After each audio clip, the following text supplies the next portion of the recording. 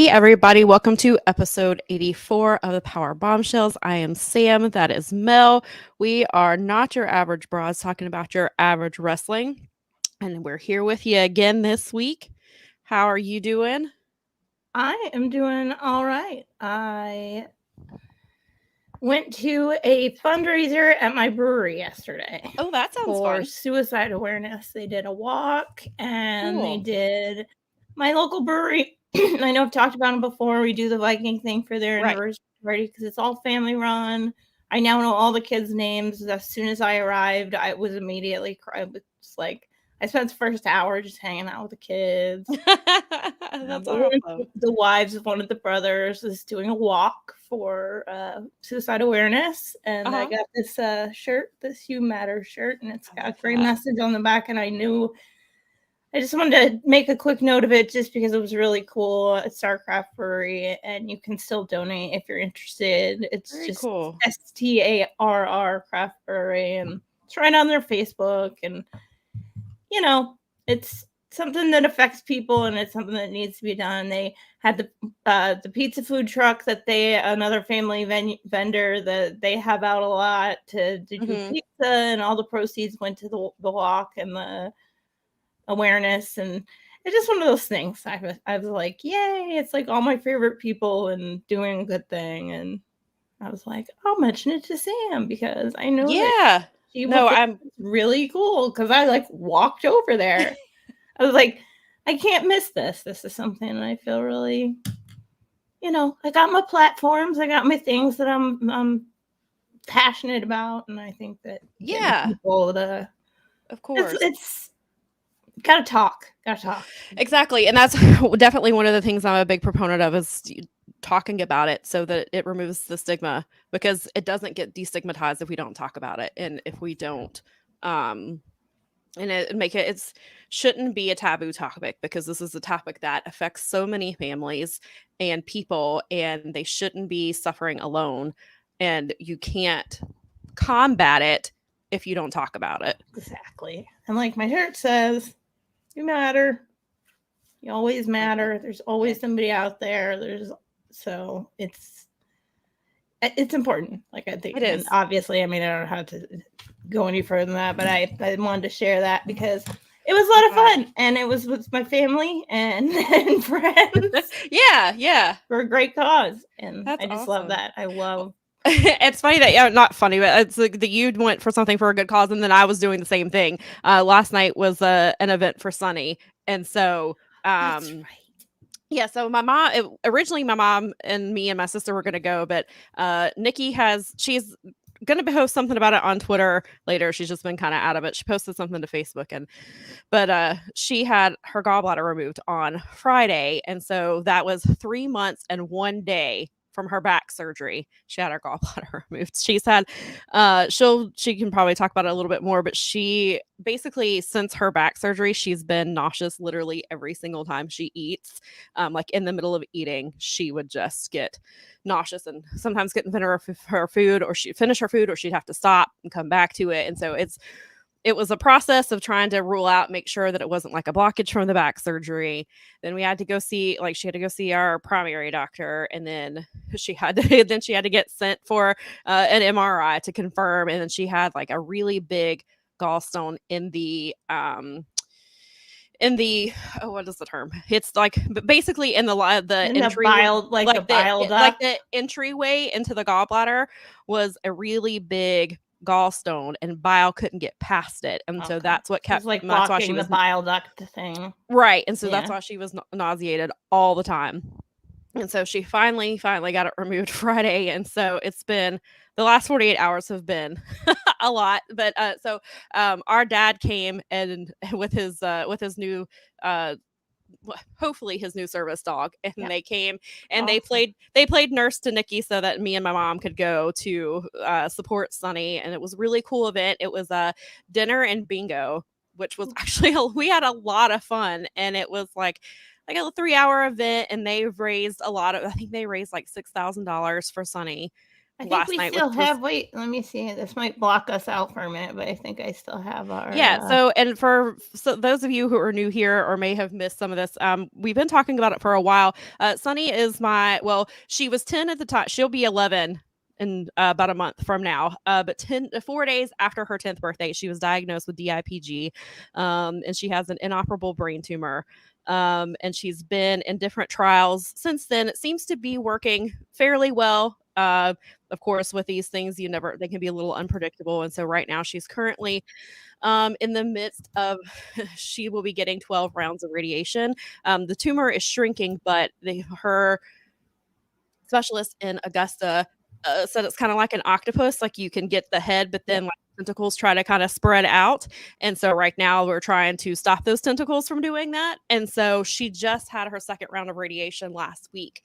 And so she sometimes she does have to use a wheelchair and sometimes she doesn't. She is like she had to teach herself to write with her left hand because her right hand is not working at all. And so she taught herself how to write left-handed, all unprompted. She taught herself how to do it. And her mom shared a picture of her writing, and her writing looks really great for somebody that's just taught themselves how to do that. And so, but for the most part, so of course she has her struggles. Overall, she's doing fairly well. The treatment seemed to be working. It's just obviously that's a lot on a nearly 11-year-old child.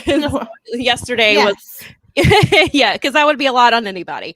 But yeah, so it was really good to see her yesterday. She got a little overwhelmed when she first walked in and people were chanting for her. It made her cry, but she really enjoyed. She was sitting with her friends playing bingo and had a really good time. And so it was really good to be able to spend some time with a family yesterday. And there was a lot of community, like a couple of her oncology assistants came out to support her. And so that was really cool. And she just had, it was I think the place could hold 105 people and they sold it out. So that was really cool too. So it was really nice to see the community come together for her. Awesome. So yeah. Very cool. So I'm glad you and I both had really cool, impactful stuff happen yesterday. Yeah, that's really, I guess it was just like that kind of thing. Yeah. We'll definitely tweet that stuff out from our yeah, absolutely. We definitely will get those links X Twitter account. The X Twitter. Yeah, I keep calling it. It's funny because when I write, known as Twitter. When I write articles, I still say Twitter. I was Me like, too. I'm not calling it that. And so I was like, I don't know if I'm gonna get in trouble for writing these articles and saying Twitter, but I was like, that's what it is. I don't. And Until it's funny you get because a legal notice, I think you're fine. When I link tweets to articles, it doesn't work because it'll say x.com and it doesn't work with X. I have to delete X and write in Twitter for the tweet to show up. So like, it's Twitter. Well, come on. It won't connect to our Facebook anymore. Right. Our RSS feed anymore. So I have to manually post the audio to every week. our thing. I mean, pretty soon it's going to be Garrett's problem, but for now, it's, Well, and that's, I guess, part of the reason, like, we'll go ahead and sorry, I don't know what Miley's barking at. There's no telling. That's fine. As long as it's not a fire alarm this week. I think we're good. But there's always something around here. I was trying to segue into our Patreon page because regardless of what Twitter makes our RSS feed do, if you are subscribed to the Patreon, if you are on the $10 tier, then you automatically get the audio of this show a few hours after it's live here. And so there's a lot of great stuff besides us. And then, so in a few months, we will be going, our audio will be going directly only to Patreon, but we will still be here on our YouTube live every week. That's not changing. Just where the audio will be is there. And the audio is going to be on the Fight Game Network Patreon $10 tier. And then and there's other good stuff on the $10. There's a $5 tier too, if that fits better in your budget. There's some really great stuff in that tier too. And then if you do subscribe to the $10 tier, you've also got a couple other shows that you have access to, and then also the monthly happy hour where you can bring whatever drink you would like: water, tea. Hot cocoa, hot cider. It's getting to be that time of year. Oh yeah, no, we Bob You can came bring your home hot with a toddies. truckload of cider. So it was like, he's like, what? It's apple season. I'm like, oh, my fructose intolerance is so angry right now because apple season is one of my favorites. Yeah, I bet. Yeah, Nikki, I think, has issues. She can't. She's the I same have to way. 'cause I she's on- balance. The Nikki can't trick do is apples balance. either anymore because of the low FODMAP. Well, she's hoping maybe with the gallbladder, maybe it'll help some stuff, but we'll see how that turns out. EBD.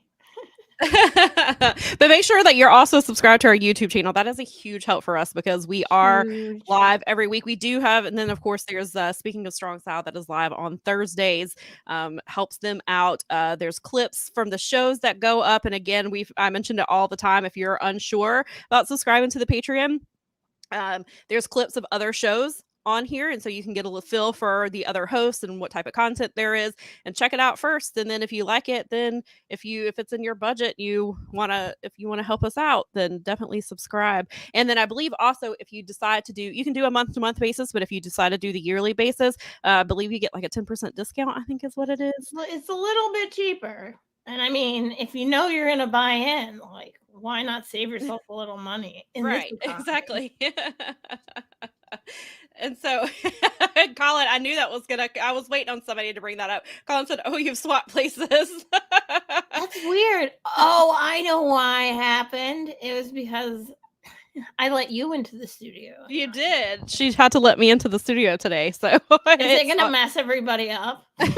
Let's just leave it and we'll see how much it confuses people. And then if they fuss about it, we'll at least Colin has been, thank you for watching enough to even notice such a thing. That is like, thank you. We do.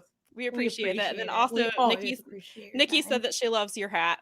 Thank you. And I hope you feel better. She said she's going to try to hang with us as long as she can. It just kind of depends on how she's feeling and if her I totally get it. I want her to feel her better. meds kick in or anything like that. So I can't wait for her to feel better and be able to like really just be normal and get a handle on that stuff. I'm sure she can't, but vibes. All the best vibes. We appreciate. I will speak for her. I know she greatly appreciates that. Oh, yep, here she is. I wasn't sure if she was. She says thank you. My girl, but yes, you guys are the best. I got some information as we were talking, and I was trying not to be rude while you were talking. I was trying to listen. Oh, Daza's here. Daza has arrived. He did say that he would be here for some period of time. So as I told him, just like with Colin, we appreciate any of your time. Yes, Grace says YouTube swatching spots. We're just gonna we'll just change it up every once in a while and throw you guys off. We'll just pop in when we'll just randomly pop in different areas. Nikki said she appreciates that so much. You guys are, I mean, you know, I love you. So yes, we love you too. We can't get too squishy on here. It'll get early, and people will be like, aren't these people supposed to be talking about wrestling? Yes, and we are actually getting into some wrestling. So the breaking news that I have got. Yeah, what is it? Do we don't have a no, we're not the Mike and Judy show. We don't have a breaking news. We don't have the breaking news graphic like they do. I only have a spoiler alert, not a breaking. I was just breaking news. I'm writing it down right now. Okay. Okay, we're gonna work on that for you guys so that sometimes we will have breaking news. And so the breaking news is apparently that Sami Callihan's Impact contract is coming up in just under a week. He's been with Impact Wrestling since 2017, and there's believed to be interest from both sides in possibly re-signing. However, sources close to the situation say that Callihan is able to speak with other wrestling companies. And of course, he has experience in WWE on the NXT brand, MLW, NJPW, Lucha Underground. And he also is the promoter for Wrestling Revolver, which I talk about fairly often on here. Wrestling Revolver is phenomenal. I have really hear a lot of people talk about it. Yeah, they're on Fight Plus. And this is like not an ad or anything, but you can subscribe. I was gonna say the different price, but that's the price I started at, and then we got grandfathered in when the intro price. So it's $7. I believe still fairly reasonable, especially for what you get on it. Price is $7.99 a month, and you get access to there's they're not paying us or anything. We just like them. Yeah, GCW's on there. That's where I watch all my GCW stuff. They do when they do the Mania stuff. in March that they do, where they do like a whole bunch of indies. That's all on there, included in your $7.99 price. Like you don't have to. It's not like New Japan where you subscribe and then you have to pay for a pay-per-view. Like it's all in that bundle. I believe I want to say Black Label Pro's on there. There's there's a ton of stuff over there. I think there's some MLW on there now. But yeah, Wrestling Revolver, I would recommend subscribing soon. Their next show is October the 8th, and that's the October. We're going to talk about it a little bit more when it gets closer, but October the 8th is the one where they're going to do the Women's Wrestling Grand Prix. It's their first time that they're ever doing an all women's tournament. And there's 8 women that are in the tournament. Then there's going to be a special non-tournament tag team match. Renee Paquette is the special guest. That show, I believe, is at 3 p.m. And then the following show at 8 p.m. Is supposed to have John Moxley. I don't know. Probably not now. I would say no. I would say no, and there's not been an official announcement yet. He pops up fairly often in Wrestling Revolver. Like they had a show, because it's based out of, they wrestle in different places, but it's based in Ohio, which obviously it's John Moxley country. We should go. Now I feel like such a dingling. I'm like, I bet it's like an hour away. They run shows in Iowa as well, but I believe that they're based in Ohio, I want to say. There's most of the cities in Ohio. I mean, like, and they're getting ready to go, getting ready to go to Texas. They haven't been to Texas in a while. They're doing a Tales from, I forget what it is, but there's like some crazy matches that have already been announced for that show.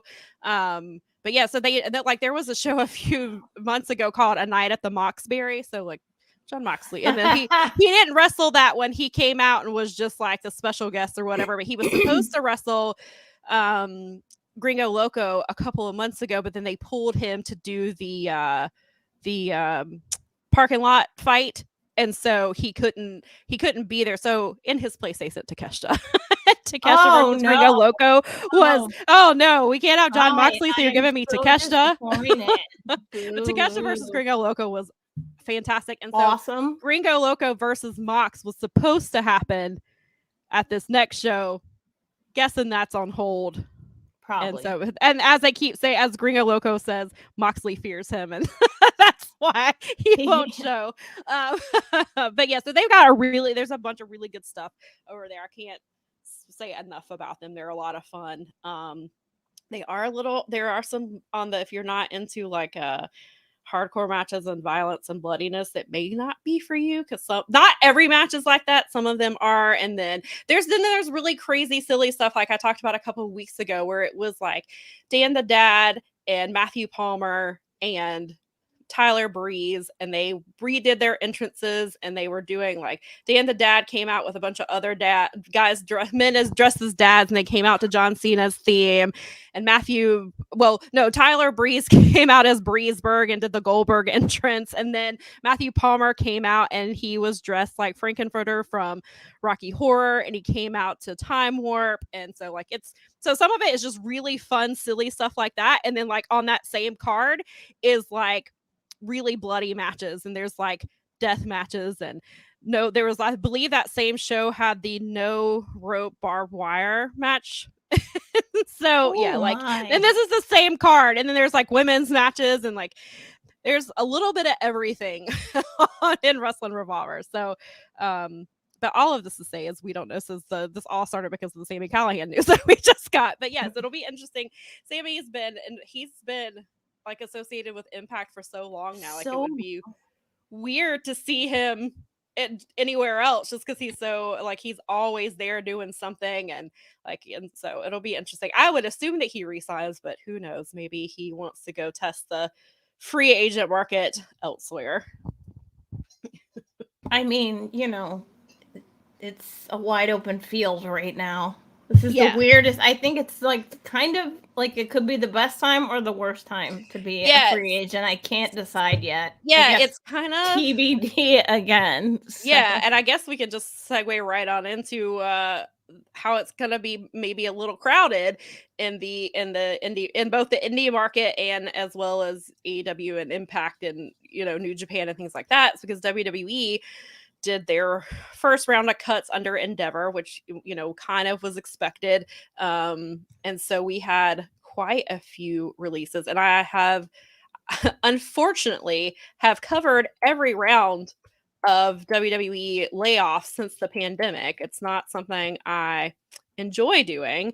It's actually quite sad to have to do that, but that's how things go. And of course, with a merger, we expected stuff like this to happen. And so there's supposedly going to be more cuts. There'll Which be I guess, more. I mean, yeah, it definitely wouldn't surprise me. And they did, and this round of cuts on Thursday was everywhere from top to bottom. Like they went, from the very top to PC recruits got cut on Thursday. And so and people kept telling me like because I don't really follow MMA and things like that, but people were like, Endeavor is brutal. Like when they took over UFC, like they were cutting people left and right. They were like, I keep trying to tell you.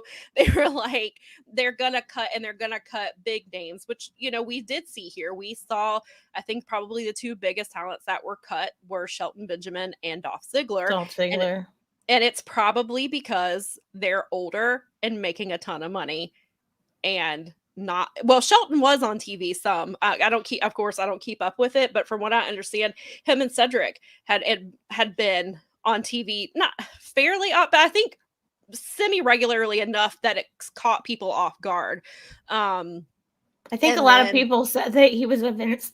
He actually was someone that Vince liked because of his size and things like that. So he did fit into that size model at least a little bit. I mean, I think that we know where Vince is between like certain colored skins of people. I'm not being very subtle. I mean, I think we know that Vince has issues with race, and it still permeates to like the way that he pushes people, and I think it's pretty clear that because you saw people. I mean, poor Bianca Belair taking so much hell for things that shouldn't be, and them not really stepping in and defending because that's not really the company's historical culture. Right. No, it's not. And I mean, it's obvious. And it's between every single cut between the pandemic and now, they are all Vince's decisions.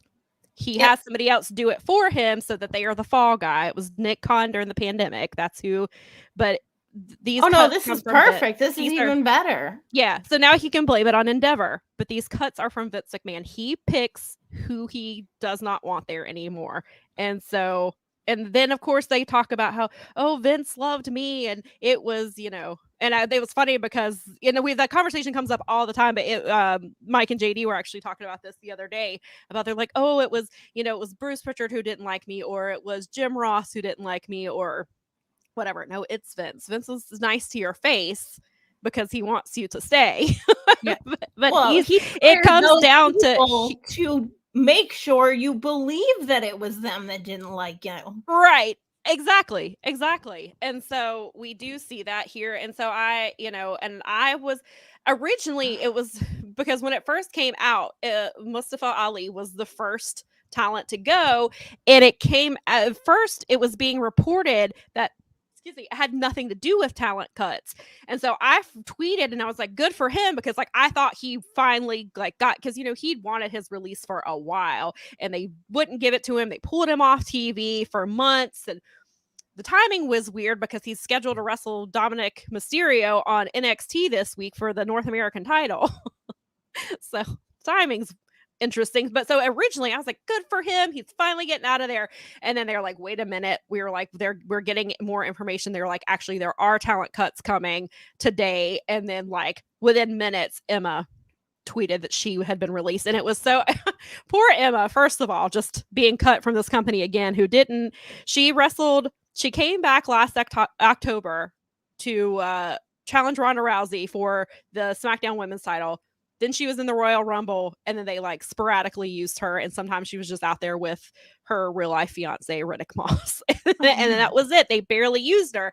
But she had tweeted maybe an hour before, because the Elimination Chamber is going to be in Australia next year. And she tweeted something about how it would be the dream. Then quote tweeted it and was like, never mind, I've been released again. Yeah. And it's poor Emma. It's that company is just not meant for her.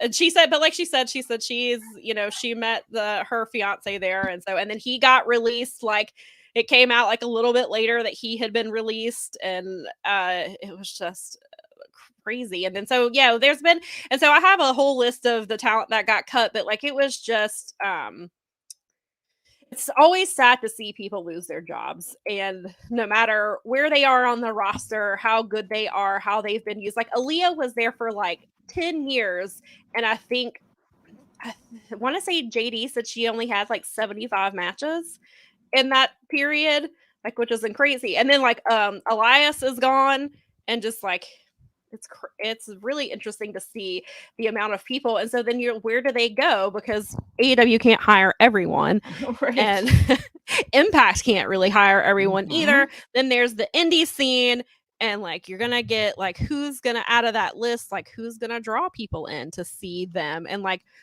I do want to say that I very much disagree with Mike Gilbert, if he is listening, about his comments about Mustafa Ali. Mustafa has nothing to prove.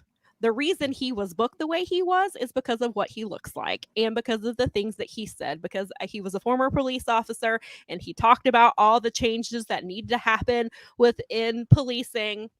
He was a dear God, no. He was a vocal supporter of Black Lives Matter. He was a vocal supporter. He was very vocal about a lot of things. And of course, that's not, the WWE is not about that. And so he thankfully was himself, but that's the reason he was booked the way he is. We've seen how good Mustafa is. That too, and I know a lot of people didn't watch 205 Live, but for those of us who did, we know how good he is. Yeah, he was great. I loved him. I am a huge Mustafa fan. I have been since the day I saw him, and I hope that if AEW was going to sign anybody from that group, I hope it's him. We got to see him live. He actually got to hear on an Evolve show when they were doing that merging thing, and I got a great picture. Like, oh man, I mean, come on, like, that one is one that I would like to see. Yeah, so, I mean, I would love to see him in AEW, but again, it's like, how many guys? Because like, I think I was listening to Garrett and John LaRocca this week, and they actually were having a discussion about it. And John LaRocca kind of laid it out flat, like, as a former booker, like, if you're gonna put people on, you have to take people off. And I'm like, he's find room for Mustafa. I think that Tony will. I mean, I think that people are like, oh, he doesn't have all this money. And I'm like, no, but he does have a substantial, like, well, he's not paying a top star anymore, so he has a little bit of budget. Well, I think that, I mean, there's a couple people, and I think that, or a few people, a handful of people that, like, if they were at the top of my list, that's somebody and Sheldon Benjamin, I've always been a fan of, so that's a heart pick for me. I'm big on, like, him. I'd love to see him. Yeah, I would love to see Shelton go to New Japan.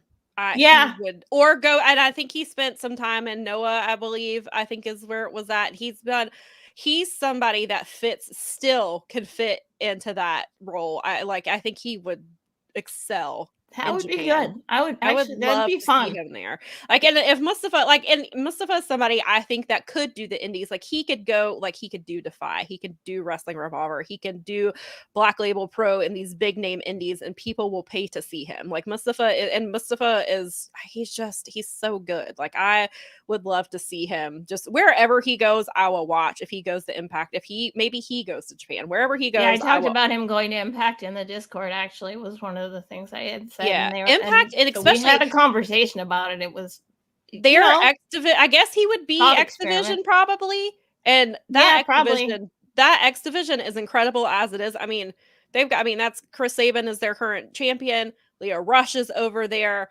There's, various members of the Rascals go through shots at, like, Kushida's there. That's exactly. Give him a shot at some of the New Japan talent without sending him straight to New Japan, maybe. Yeah. I would say, if he went to Impact, like, I would be happy with that too. I would love to see him just on TV and actually get an actual shot, because he's got the skill in the ring, he's got the look, he's really charismatic, he's great at promos, and I think and the characters that he's tried to do in WWE, like it's there, and it's just he needs somebody who believes in him and will give him the opportunity to push him. So I would love to see him there. But yeah, and I could see Mike and JD were talking about they don't know that Tony will sign Dolph Ziggler, but would probably bring him in for some matches, because they're like, that the Young Bucks are gonna want to wrestle him and Ryan Nemeth, which I think they're accurate with that. And excuse me, Dolph I haven't gotten all the way through their show, but I did get through that much. So yeah, that's Dolph interesting. is somebody who, because I disagreed with him on the Mustafa thing too. I was just like, nope. No. But I think Scott Edwards. You're entitled to your opinion. You are. I don't agree with that opinion. Even if it's Scott wrong. Edwards was making some faces like, I don't know about that. But yeah, Dolph. First of all, he's incredibly underrated. And I think you can see that from the amount of people who want to wrestle him. They were like, Sean Spears, like, he's great. I want to wrestle him. And all these people were like, I want to wrestle him. And I think that Tom Lawler probably had the best tweet to sum it all up, as he was like, because he's like, I've never met him, I've never wrestled him, but he was constantly booked like a loser. But he is one of the best wrestlers if you let him go and basically get him out of that system and just let him, if he wants to, because Mike and JD had a very good point. He's been doing the comedy thing for a really long time. He's set, probably. Yeah. He doesn't have to wrestle anymore if he doesn't want to. He doesn't have to put his body through that. Maybe he just does like sporadic indie shows and goes and, maybe him and because him and Ryan do comedy shows all the time. They do stuff together. They were just doing one a few weeks ago, and so they could definitely, if they wanted to, they could go team up in different places, I think. Or Dolph is an attraction. People would pay. I think people would pay to see him, and he could go out and have these killer matches with really incredible indie talent. And then he could do comedy if I would not be surprised if he doesn't sign anywhere full time. I think people will bring him in just to, I would love to see him in even an Impact, to see some of the matches just that he could have. And I think he'd be really great on the indie scene. I think he could just go wrestle. If he just wanted to make a list of young guys he wanted to work, or he could just go wrestle Filthy Tom somewhere. I'm sure that Tom would be happy to do that. And so, yeah, I would like to see him just kind of do some cool stuff. And I think so they're all under 90-day non-compete. Yeah. So December the 20th, I think, is what I saw. I think when I want to say that it was Mansoor, I think, said December the 20th is when he can start taking bookings. So right before Christmas. Also right before the supposed December pay-per-view. There's a rumored AEW pay-per-view for December 29th. It has not been confirmed, but they're getting, if the rumors are true, that they're going to monthly pay-per-views, which it kind of seems like they are. There's been the rumor that, so we have the Winter is Coming shows, but that's generally before what the 90 days would be. But like I was teasing yesterday, I was like, Mustafa can start, because apparently there was a promo he cut recently that scared WWE because of the way I guess Mustafa was talking like a politician, and he was showing imagery of like the I want to say it was, I believe it's all three North American flag. It was the Mexican flag, the United States flag, and the Canadian flag. And he was talking about how he's about being the North American champion, but he was talking like a politician, and he was doing all these things. And supposedly there's a rumor going around that somebody upset somebody in the office. So I was joking. I was like, I can't wait till this ad or how this promo runs during Winter is Coming, and then he shows up at the December pay-per-view. But so I don't know. It could be. So it'll be end of year, or I guess early next year, before we start seeing these talents show up in places. And so we've got a few months. Can I just say that a 90-day non-compete in a niche career like this is freaking mental. Yeah. That means you can't work for 3 months. Think about if you with Right. a family as a grown-up could not work in your career. Right. This isn't just a wrestling problem. It's like an engineer problem out Sure. of Google. I mean, Yeah. this is everything has this. I think that's and I know that you're even literally telling someone you can't work in your field for Right. 3 months. Like, how do you pay your bills? What if he's the sole supporter? Yeah, and then his you've got family? because you've got Or your she. wrestlers like your Shelton Benjamins and your Dolph Zigglers and even Mustafa probably will be okay in that 3-month period. But your lower tier people who are either barely on TV or they're your NXT people or your recruits, like these people are not they're gonna struggle for 3 months. So how are they gonna pay their bills? Then they have to think about how am I gonna, especially if they've got children, how am I gonna pay for Christmas? Yeah. I can't start wrestling until 5 days before Christmas. Who's booking shows? Most companies are not going to be, most indie companies are not going to be booking shows 5 days Around before Christmas. Some of them will, but I mean, that's terrible. It's a very, it's just to tell them that they can't compete is. I don't like it in any of I mean, I think No, that there's in a reasonable. I think yeah. there's a reasonable situation, but like in almost any profession, I think it's kind of nuts because Yeah, because I used to work in the vet field, and there were doctors who could not, like, if they left before their contract was up, they couldn't work at another vet within like 100-mile radius. Yeah, but see, I mean that one I guess is a little more. I'll give like a. At least I can work. Yeah. But you still I mean, there's transportation issues. Like if we had public transportation, maybe, but and I get it, but you also like sign a non-disclosure agreement. So what do you I mean, I go to work tomorrow at AEW and my non-disclosure that I signed at WWE is still legal and binding. So there's still like things I can't do and can get in big trouble now, obviously. But also like NFL teams trade players around all the time. Yeah. There's no non-compete. There's no nothing. There's I mean, maybe I guess if they start throwing around, like if new leagues start competing with the NFL, but when is that ever going to happen? Yeah, really not the XFL, clearly. But they don't care. I mean, ball players. Shadow Ranger says that WWE does pay them during the 90 days, which I guess is, so it's not like they're making nothing. However, they're being barred from doing any work for another company. I wonder what, I mean, if that's true, that helps a little. But they're not, I know they're not making, they're not. But they're not going to be, no, they're making unemployment essentially. Well, and I was going to say they're not making merch money, but I'm sure, I mean, I guess Dolph Ziggler and Mustafa, well, who knows what, they don't know that they've got much merch. I don't even know that. So I assume that they can't put up a pro wrestling tees like during that time, right? Like, would they have to wait, or can that? I don't know. I would assume that anything that had to do with rights wouldn't. Yeah, they'd have to. I guess if it was under their real names, like I mean, they're going to have to start releasing because I'm sure WWE has rights. I mean, I bet you could like put out random shirts, like that support, that are not wrestling shirts.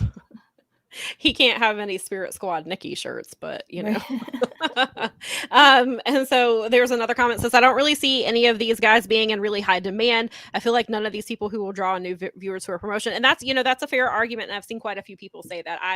I would say that, maybe just not even a handful, let's say 3 of them, maybe 4 if you count Elias. But I was never really a huge Elias fan, so I don't know. But maybe other people would see him as a draw.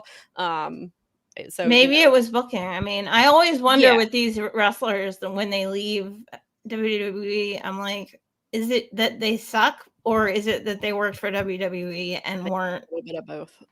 Well, some of it, I think. I mean, some people just suck because let's be real, they don't care about wrestling. They care about entertainment. So. Yeah, and some of the NXT part of it, I guess, is people who weren't progressing quickly enough or progressing at all. I think that was some of the argument, I believe, with, I can't remember, somebody, maybe it was Shanky, who is the Indian wrestler. I think they were saying that he just was not progressing very well. And so that was one of the reasons they cut. I think he was on the edge anyway. I feel like I heard Garrett talk about that with somebody somewhere along the line months ago.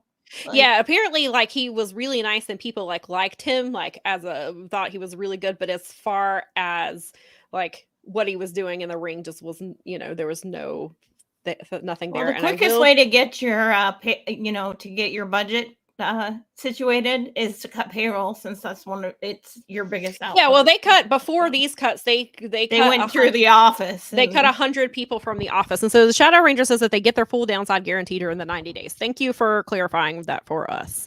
that's Appreciate that. that Yeah, so actually well, is good. that's a little bit better, but Well, we'll have I to. mean, but that makes me feel at least lift. That's, Yeah.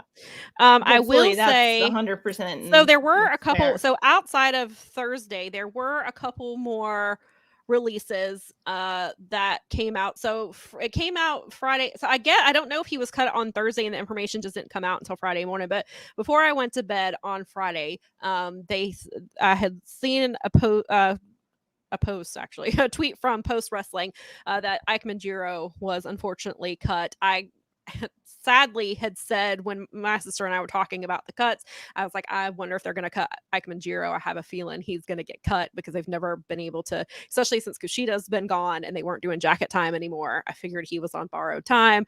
And it turns out he was. I really liked what I saw of him when I was watching NXT. I'd love to see him in Impact. Maybe Kushida can help him out. I mean, he could just go back to Japan. Apparently, I know he was very successful over there. I believe he held, quite a few championships. I think, I want to say in Noah, maybe it was DDT Pro.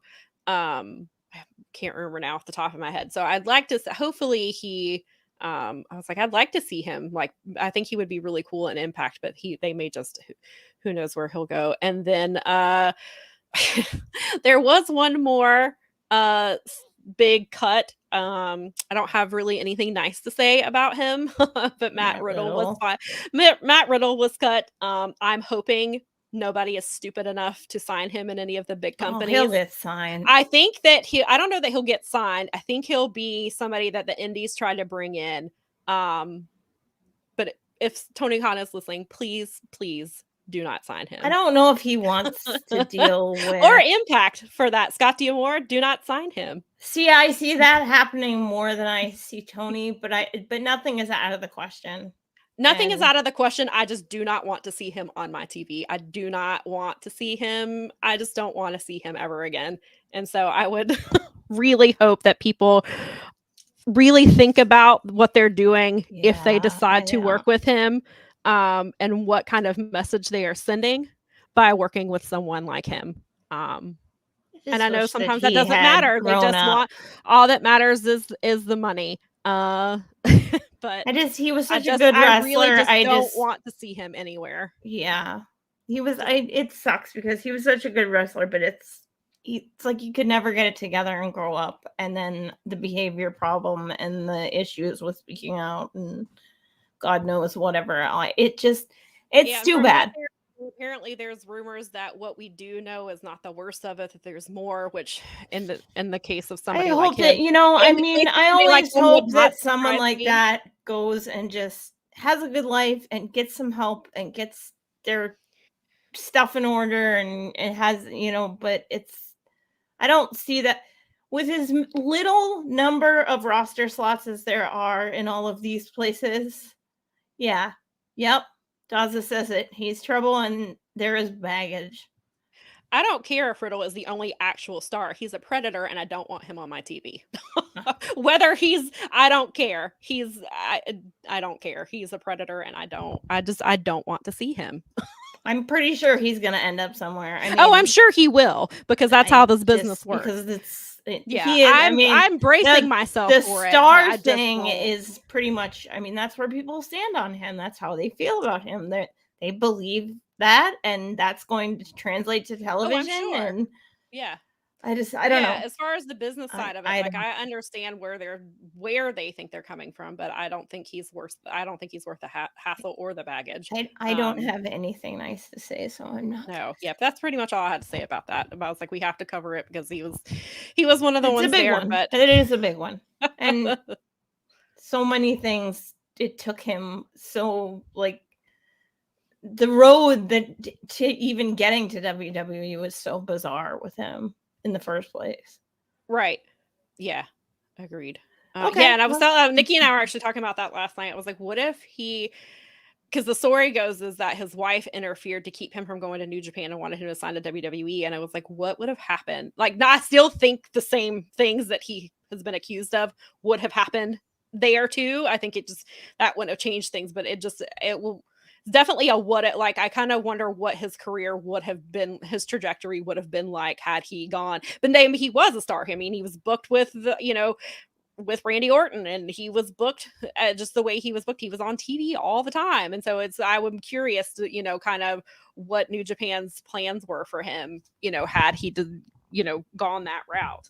I'm kind of glad we don't know, but we have what we have. I mean, WWE is clearly like, again, that's just a stock move. They didn't like that they lost the Fox deal, so they had to make some waves in I mean, the market's like reactionary. So the whole idea is to get PR out there. And because I mean, Jim made a great point about sometimes he thinks that Tony's biggest issue is PR, is that he doesn't have the same level of the way that WWE can shift the narrative. Sure. And go. Oh, and they're really good at it, because we talk about how they did it all the time. Like, they bombard you with information, because when all the Vince stuff was coming out, one of the last Vince accusations that came out the very next day, they fired Mandy Rose. Yeah, right. And so that that turned the conversation somewhat away from that, except for, we were like, no. Look over here. Oh, no. Don't look over here. Look back at the main problem here. But that's what they do. They've been around long enough as well too, that they can kind of do those things where they can shift back to, they can shift to other things. They're like, look over here. Don't look at the fact that we just lost this Fox deal. Here's all these people we're cutting. We're getting rid of it. We're cutting our payroll. It's awesome. We just merged with TKO. I mean, with Endeavor to create TKO officially 11 days ago. Don't look at the fact that we fired 100 people and then we fired wrestlers, and don't remember that during the pandemic we were laying off a bunch of people. Oh, they didn't care. Look over here. But they're definitely, and they've been around long enough, and they have the relationships and things like that, so that people who do PR will focus on those type of things instead, which, I mean, obviously as a business, I mean, that's a smart thing to do. You don't want people focusing on the negatives, because you need the market. You want them to focus. And Jim makes a really good point, that they don't have, that AEW doesn't have that built up yet. I'm sure they'll get to a point, where that, maybe it's a little less obvious and people are a little less focused on, some of the backstage stuff, and things like that. So did you catch his yesterday Wrestling Observer Live? I didn't, because there was so much. Check it. I think that you might appreciate it, and a lot. Well, we were talking privately about a couple of things, so I do need to check out his show, just because everything was a little on the crazy side yesterday. Oh no, I totally understand. Me too. I'm not caught up with anything. With Nikki, that and was kind of why I wanted to. I mean, it was the other reason I was making sure that I do want to say yes. Thank you for reminding me that, because I do want to go catch his show. I'm looking for. I think there's some valid. I really appreciated some of the things that he made me think about, and I think that you would enjoy it. The show. I think it's something that you would. Yeah, both of you. I think both of you would. It would. I'd be interested in your reactions. Okay, you know what I mean, in a good way. I really would. I think it was a genuinely it was a very valid point that he was making about the different bosses. Sure. It's very good. So. Okay. I'll make sure I check it out. Yeah. I always appreciate Jim. Always has a lot of really great insight. Even when I don't always agree with some of his stuff, I get where he's coming from. And I always and it's very rare that I don't agree with what he's saying. I really enjoy his perspective on things, and I really enjoy talking to him and listening to him. So I need to go check that. I'll put that on my list of things. Yeah, it was a good one. It was a really thoughtful episode of Wrestling Observer Live from Saturday at 1 p.m. guys. So if you're subscribed, or if you have the means, go check it out. It's really good. Good stuff. Makes a lot of really valid, holy crap, I didn't think of it that way before points, which I love. I mean, I always love to try and make sure that I'm still questioning, okay, am I still keeping my brain in I don't know, whatever ally mode, whatever you want. Am I making sure that I'm like being the best version of myself that I can be, and Sure. not be being just a jerk? And, Right. I try. I try. I fail. I'm only human. That's it. It happens. That's what But, we are. you We're know, humans, and yeah. let's see. What are we gonna talk about? What are we next? talking about?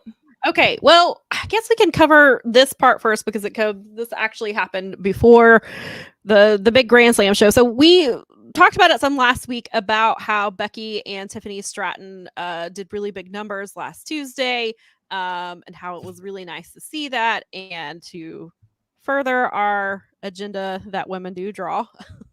What? Guys, Maybe we they don't continue to receive empirical evidence. Maybe they don't draw when they have 3.5 minute matches on Collision like last night, which we'll get into. But oh boy, last week's Collision, we did have one of the group chat just found out about Sami Callihan, and I forgot, I did see this last night when we were talking about, and I meant to bring this up when we were talking about Impact. PCO is apparently also leaving Impact. You're right, Mike. Yeah, he put in his. I saw the tweet last night from actually the person Mike Gilbert quote tweeted. I saw it before he did, or at least I saw it before his tweet came up in my timeline, I'll say. But yeah, so PCO is on the way out, which is really interesting because he seems to be a really good fit for Impact. I have really enjoyed what he's been doing the last few years. He's a lot of fun. It's funny because I went to All In. I saw, and like we were in Starcast and stuff. Like, I saw PCO out and about. I have video on my phone from he was doing something. What was he? He was doing something crazy in the lobby, and I think he was breaking. I think that's when he was like breaking concrete or something in the lobby, and because I was behind him, so I only got like. He's still going, like, he had like a whole crazy phase because yeah, and so but he was able to turn that into a career rejuvenation, and he's been with Impact for the last few years, and I think he's been doing a little bit of indie stuff too, and he's got his YouTube channel, and so good for him for finding a way to be to get on people's radar in a time when it's not easy to, especially somebody who's been around for a really long time like that. And he seems to be a good dude from little bits that I hear. So I hope that, I was like, I don't know if he's like thinking about retiring or if he's just kind of tired of the way Impact has kind of booked him into the same character all the time. Like he was buried alive last year. Oh, good Lord. And it came back, and just been some crazy stuff. So maybe he's tired of that and is going to go on to, like, I think would be perfect for some of the indies, like in Wrestling Revolver. Like they could use some of his character, like the way he fits in. Like, I think he could fit in on some indie scene. So yeah, there's and we talked about it last week. Deonna Purrazzo's contract is also up soon. I haven't heard if she's thinking about going elsewhere or if they're just in the midst of contract renegotiation. So that's 3 fairly big names. I mean, I know PCO is not a huge name, but he's somebody who's been heavily involved in Impact since he's been there. So that'll be something to keep an eye on. Is you think that WWE would have interest in him? I mean, I know they're doing like a whole bunch of cuts, but eventually they will bring in new stars. Well, and Jade's going there, which is poor Jade. It's not her fault. And hopefully they'll space her out a little bit, because it's not good optics to bring in Jade after you cut all these people. Terrible. Again, it has nothing to do with her. No, it's not her fault. But just optics wise, not really a great look. So it'll be interesting to see. Yeah, I don't know. Just because he's big and crazy and kind of and he obviously now, in fairness, I have to admit that the only time I've seen PCO was at Madison Square Garden in the like Rumble that they had at the beginning. Oh, right. Of the Ring of Honor. I mean, I find him to be very entertaining. He knows. They had all kinds of. There was like an electric chair, a crazy match. Oh yeah, like this man is insane. Like, he does insane dives, and he was wrestling with his collarbone out. Awesome. On Impact. Yeah, he's like, he just does crazy things, and it works for him. I know when I see PCO, I know what to expect. And so it's all That sounds GCW to me. That sounds like GCW. Oh God, he would be great in GCW. He's just I know what to expect from him, and he's able to be. I think he's 54 years old, and he knows his niche. Dang. He knows. I had no idea. Yeah, I'm pretty sure. I could be very wrong, but I want Good to say on that. him. But yeah, so he knows what his limits are. He knows what he can still do. He knows his character.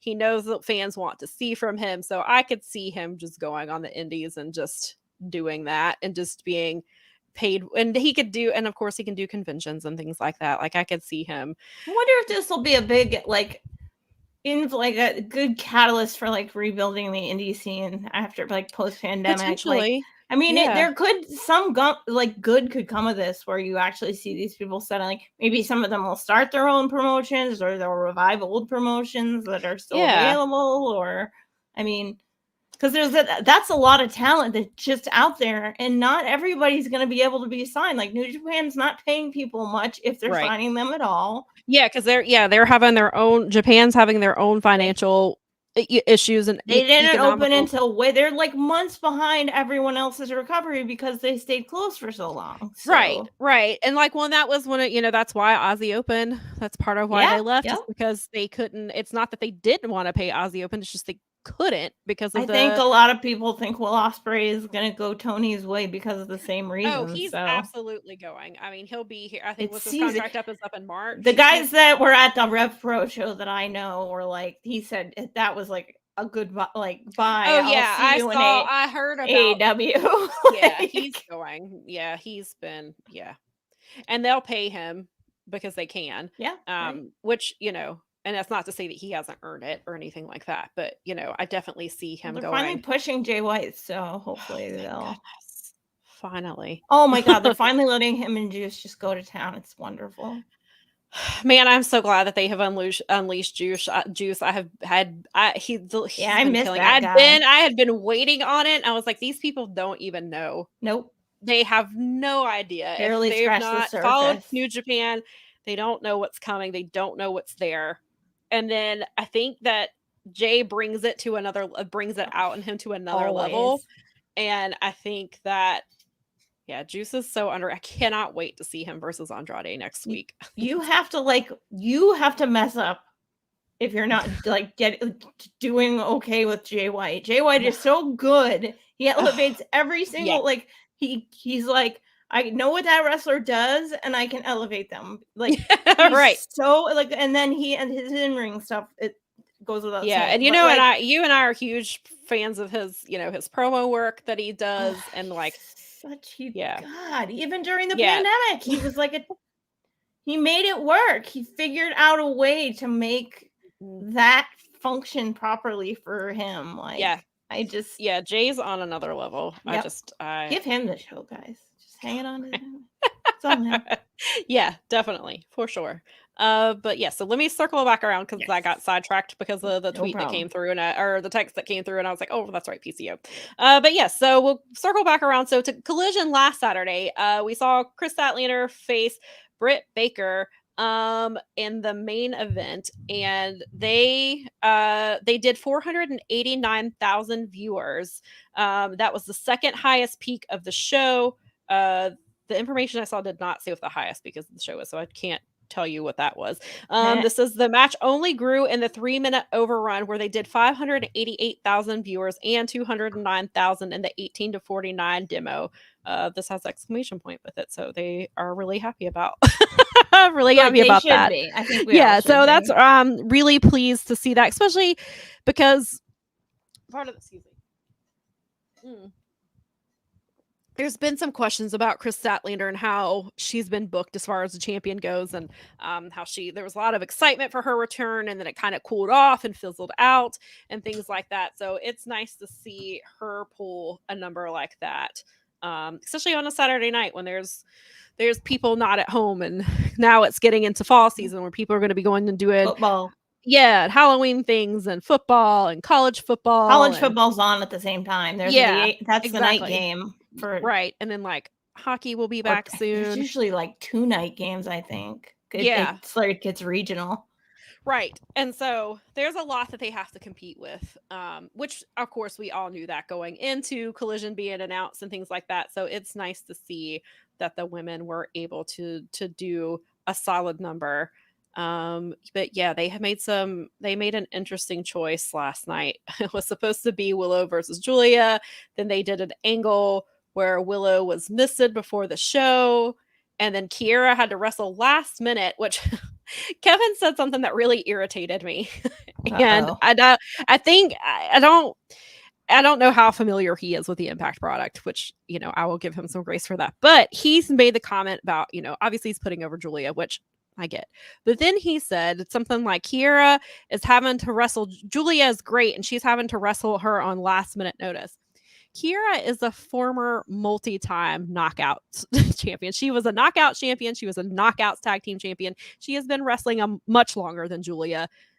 And so it annoyed me because I was like, and I think Julia's great. I'm a huge fan of hers, but Julia's not been wrestling very long. Kiera has.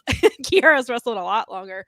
She's been a champion. He might not know. Yeah, I know, and that's what I told my sister. I was like, I shouldn't let it annoy you that much because I don't know what he knows about Impact. He's a big New Japan nerd. That's right, what makes him so good. I guess Chris Sampson, who he gets all his stats from, did not have time to prepare him about Kiera Hogan because it was a last minute match. But yeah, so Julia beat her in 3.5 minutes. It was 3 minutes and 35 seconds.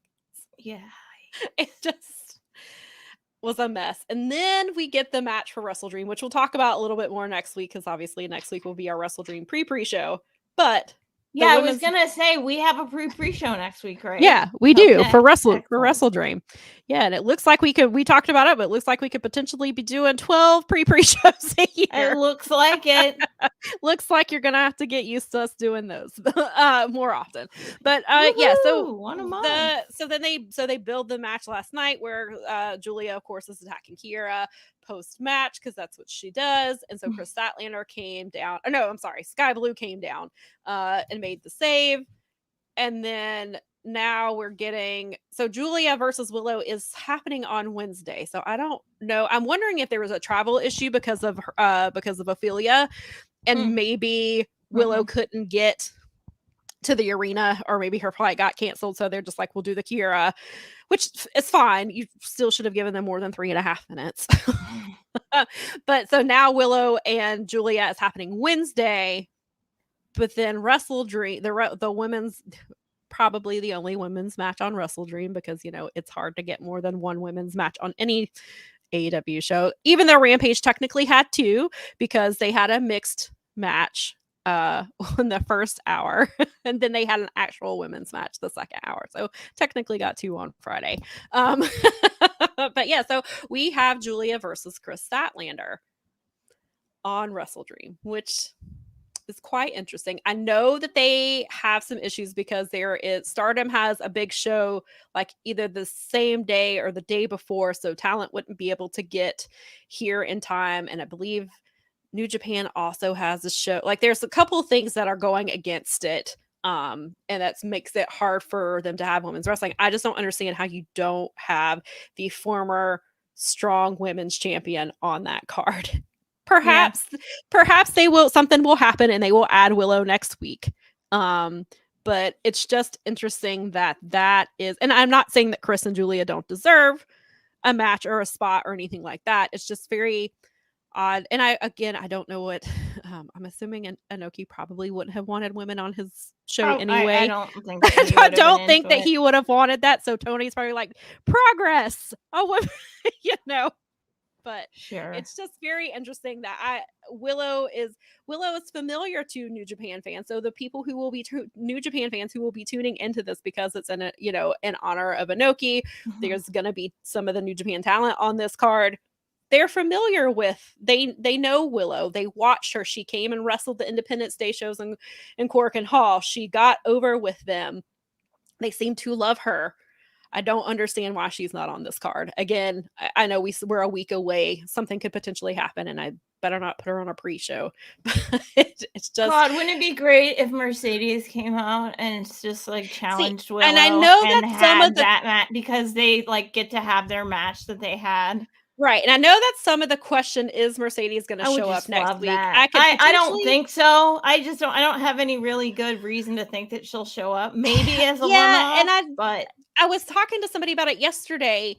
I assume before she comes to AEW, she has matches on her contract with Stardom that were not fulfilled because she was yeah. injured, and I'm assuming Stardom is going to want her first. Mhm. And probably whatever she had scheduled with New Japan, if there was anything with if they had anything contracted. So I don't know that not that That makes AEW wouldn't sense. allow her to do like finish up her stuff or anything like that, but I feel like a lot of people, because the assumption is that Mercedes is coming to AEW, and then people forget that like she was injured in the middle of whatever her commitments were, and she has to honor those commitments at some point. And I would assume when she is healed and able that she has to, and I'm sure Mercedes wants to honor those commitments, but Yeah, definitely. she wanted to wrestle these women. She was calling her shot all the time. Like of all these women, she obviously the Mercedes versus Julia match, like everybody wants that.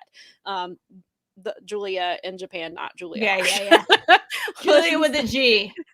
Yes, Julia with the G. And she currently has the IWGP. I mean, the IWGP women's title, right? That's what she has.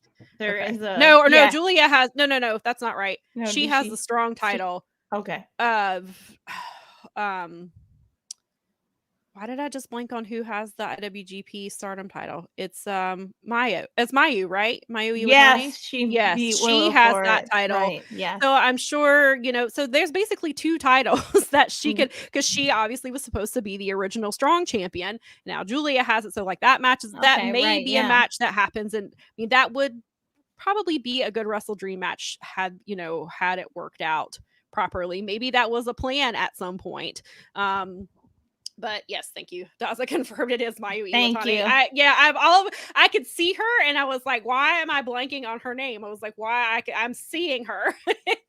So I assume she's got to finish those commitments first before she does. I mean, maybe she does them concurrently. Like maybe she shows up in AEW, teases something. Apparently, a lot of people assume she's gonna do something with Saraya because that's a match they both want, because they were in the ring together when Saraya suffered that injury. Unfortunately, a lot of fans blamed Mercedes for Saraya's injury, even though Saraya has said many times that things just happen in the ring. Her and Mercedes are good friends. She even said when she first got cleared to wrestle, one of the first people she told was Mercedes, and that they cried on the phone together and things like that. So like I think that match is happening at some point.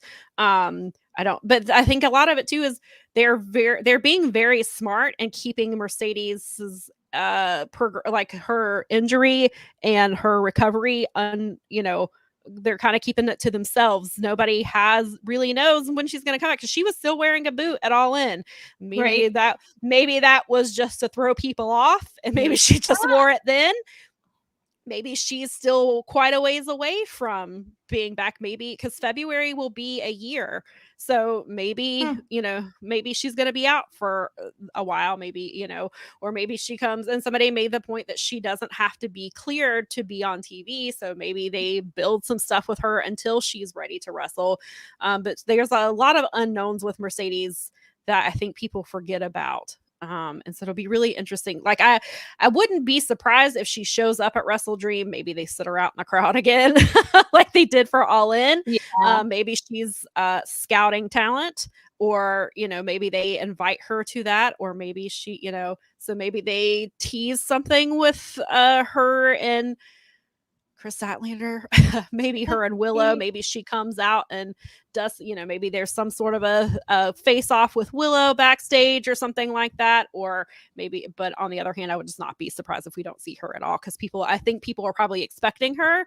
And so I won't be surprised if she's not there at all. So it'll be really interesting to see. But yeah, so I don't know why they're doing Chris and Julia at Wrestle Dream. It just is, I think part of it is probably because they're limited about who's available, but it just doesn't make any sense that Willow is not.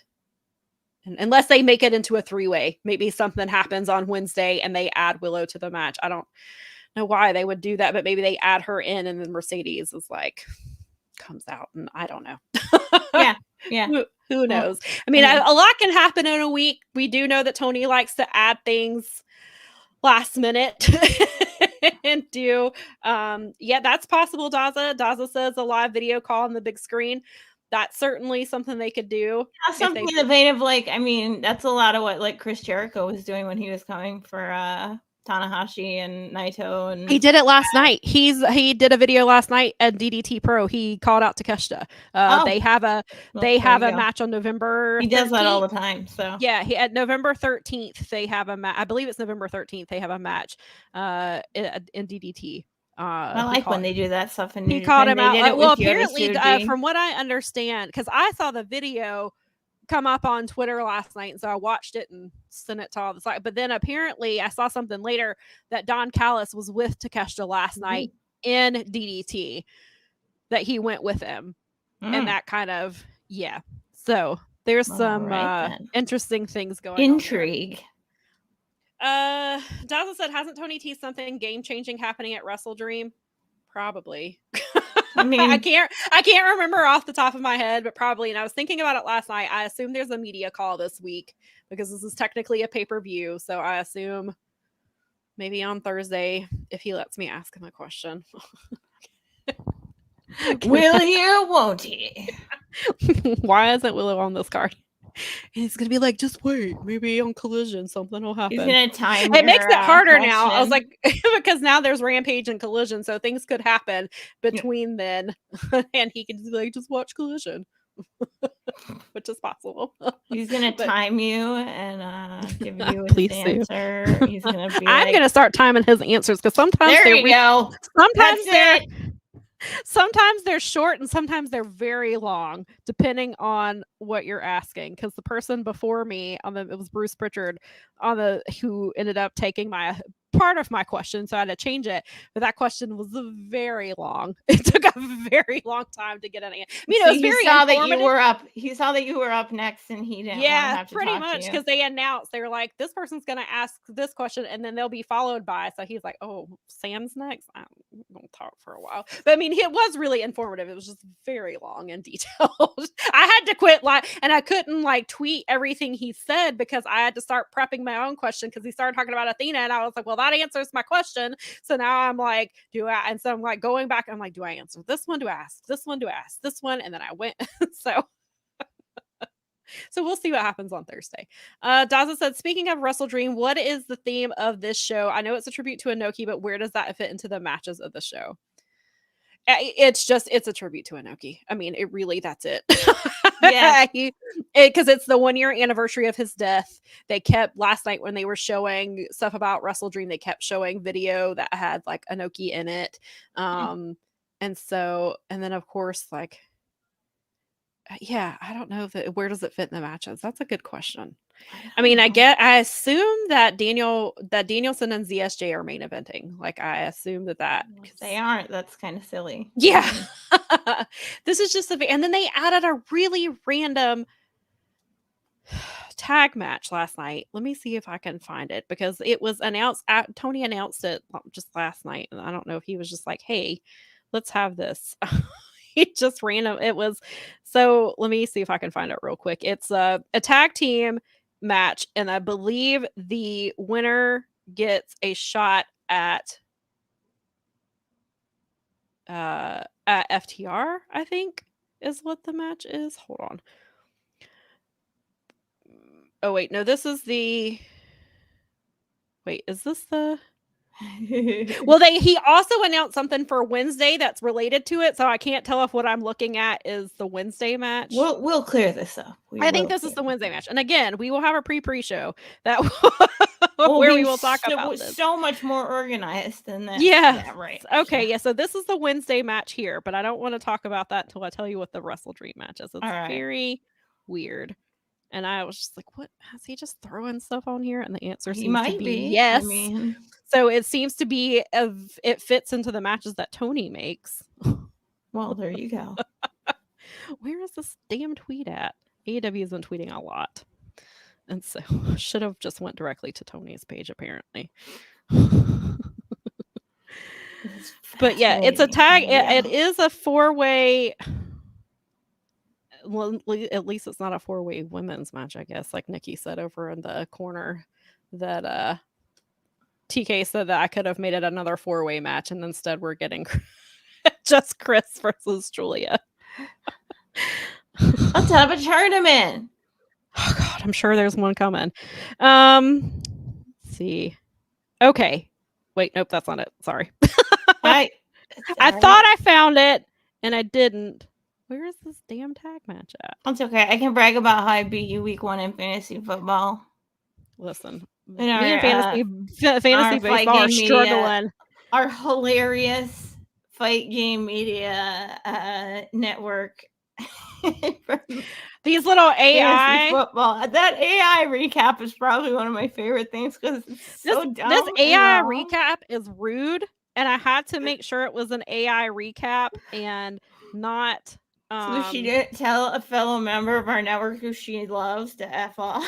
Yeah, because I came really. Whatever. It told me I was wallowing when Garrett beat me. It was like, dude, 3 of my players went out injured during the game.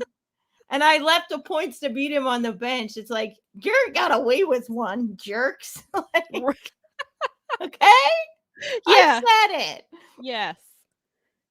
I was like, it's the first time in a while that I've actually been kind of like watching and then like the stats go back and forth on there. And it's like, even the stats couldn't believe that I was still hanging. Well, and it's crazy because like I've had a couple Thursday night games where I have not, where I haven't had Thursday night games. So I'm already like getting trampled because there's no, like, because my opponents have Thursday night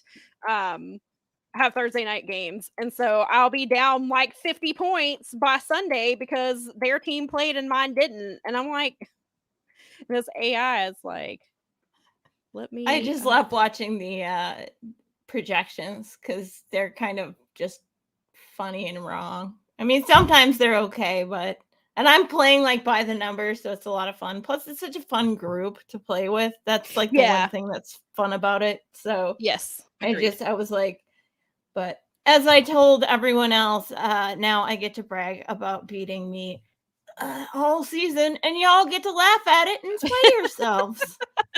So, all right. So I found the match, and it is a 4-way tag team match, and the winner gets an AEW tag title shot at any time.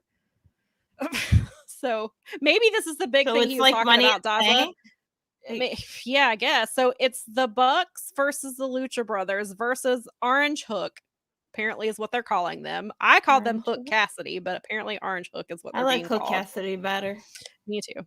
Versus the Guns. Hook OC. So this will be, so this match was randomly announced on Twitter by Tony. And then on Wednesday, there's a match, and it's like a member from each group. I think it's, so it's just, they're previewing that. So yeah, that match was randomly added. So yeah, Daza, I guess it's just whatever Tony feels like it. And I would agree that Chris and Julia feel like a massive mismatch. I would agree. But we did have some good things. Go ahead. It kind of sets you up to like really think that it's go ahead. Yeah, so I was going to say, that kind of sets us up for, even though this was Collision and this happened first, Grand Slam did have a couple of really awesome things in it. We're doing Grand Slam. Sorry, my bad. Yeah, so the Grand Slam stuff, sorry, I didn't mean to throw you off there. But Grand Slam had 2 big title changes. One was clearly not planned. Clearly had to call an audible there. But then it has some interesting implications for some of that show. These shows have some interesting implications for ROH. So they open Grand Slam. I was surprised that they opened with it. And then I think it's because I forgot what the main event was. I forgot that the MJF would be defending his title. And I was like, oh yeah, well, of course, that's the main event. I personally would have put Claudio versus Eddie in the main event. I feel like that was the main event match, but I'm glad that they got the opening spot. I think it was a really smart move to get the fans into it because they were already hyped. Then as soon as Eddie comes out, it just like the place like the roof like blew off the place. Like he just got a massive pop, which he deserves. And so the match was fantastic. This is Grace said, you didn't just beat her, you destroyed her. Sorry, Sam. This is true. I can own this. I can own that. I did not kick out of the destroyer. She sure didn't. That's okay. I haven't. I mean, it's been like, it's only week 3. It's, it's a long season, but it's not looking so great. Oh, wait, what is, I'm getting some, that's my other fan. Now what? No, it's my, I got an alert from Yahoo and I was like, oh, maybe it's something I can brag about, but it's in my other league. Oh, okay. Well, forget it then. I actually don't look at the meat numbers. is probably not doing so good. You know what? You're still in it though, because our league is so funny. Yeah, it is. So it's still anybody's league right now, I think. This is true. So this is true. I'm pretty near the bottom, but I think I'm in. I wasn't gonna say anything, but yeah. But so back to Eddie. But yeah, so Eddie and Claudio, they killed it. This has obviously been a long going rivalry. It took 6 months to get this rematch because they originally wrestled at Supercard of Honor. That was a really fantastic match. Eddie was not able to defeat his nemesis then either. Then it turns out he was going to need hernia surgery, so he missed 6 weeks. Then he went to Japan and he wrestled Kenta, and he won the open weight title, for the strong open weight title from Kenta, and then he went and had the time of his life in the G1. And what a summer Eddie Kingston has had. Sure he got to meet his idol, and best summer vacation ever. Yeah, he got to meet his idol. Then he got to come back and do Starcast and host a panel with him and just living his best life. And then he finally got his rematch against Claudio. They had a really fantastic match. Mm-hmm. I really, really enjoyed this match. Then Eddie finally beats Claudio, and not only did he beat Claudio, he also took his title from him. And so now he is Eddie 2 belts. Yeah. So, and the place went crazy. He got to do it near his hometown. His parents were there. He did it on the eve of it was the eve of the anniversary of Xavier winning the ROH World Championship. He was the very second champion. Xavier was somebody who I'm not very familiar with. I had actually not been familiar with him until like the last year or so, but he unfortunately passed away several years ago. But he was a friend of Eddie's and was a huge influence on him. So he got to win that on the eve of the anniversary of Xavier winning it. That's which cool. I thought was a really cool thing. And he dedicated his win to him after the show. So I just thought, and on top of that, which I thought was really cool, Ian Riccaboni got to call that match, which I'm so glad. He is, if you're not familiar, he is also earning his MBA. So he was in class, he was in class online at Arthur Ashe, left his class to come call this match, went and talked to Eddie, and then went back to finish his class. He said he was taking pictures. He said class is still going. Then they showed a clip later. They tweeted it, and Tony Schiavone made a video with him talking to his professors and was like, can you please excuse Ian from class, because he really was calling a match. He really was doing this. Please excuse him. And then he called Rampage as well, I guess, once the class was over. You know what? Like, rock on, man. You go. Yeah. That's amazing. I thought that was really cool. I was like, I love Ian so much. And it's funny. The fans, of course, love Ian too. I saw so many tweets they're like, oh, Ian's back on TV. They're like, we've missed him. But yes, that was a really cool moment. Then we got the match later on, was Jon Moxley defending his fairly newly won international championship against Rey Fenix, and then things did not go as planned. And Jon Moxley was injured within the opening minutes of the match, which Jon Moxley has confirmed, and then he he says that he progressively got worse as the match went on. He thought he could finish it, and it just did not do. He just started getting worse. So at some point during this, he called the audible that Rey Fenix was going to win and take the title off of him. There was a mishap with the way the match ended. There's a lot of slander on Rick Knox. And on Tony and on Rey Fenix for letting the match continue. There is a fair amount of discussion. We had this discussion back when Matt Hardy wrestled Sammy Guevara with a concussion at a pay-per-view, and that match should have been stopped and they let it go. And I know that Matt Hardy is a veteran, just like I know Jon Moxley is a veteran, but sometimes they are going to want to wrestle no matter what. They'll always want to wrestle. So you, at some point, you have to step in. At some point, you have to step in and be like, this can't happen.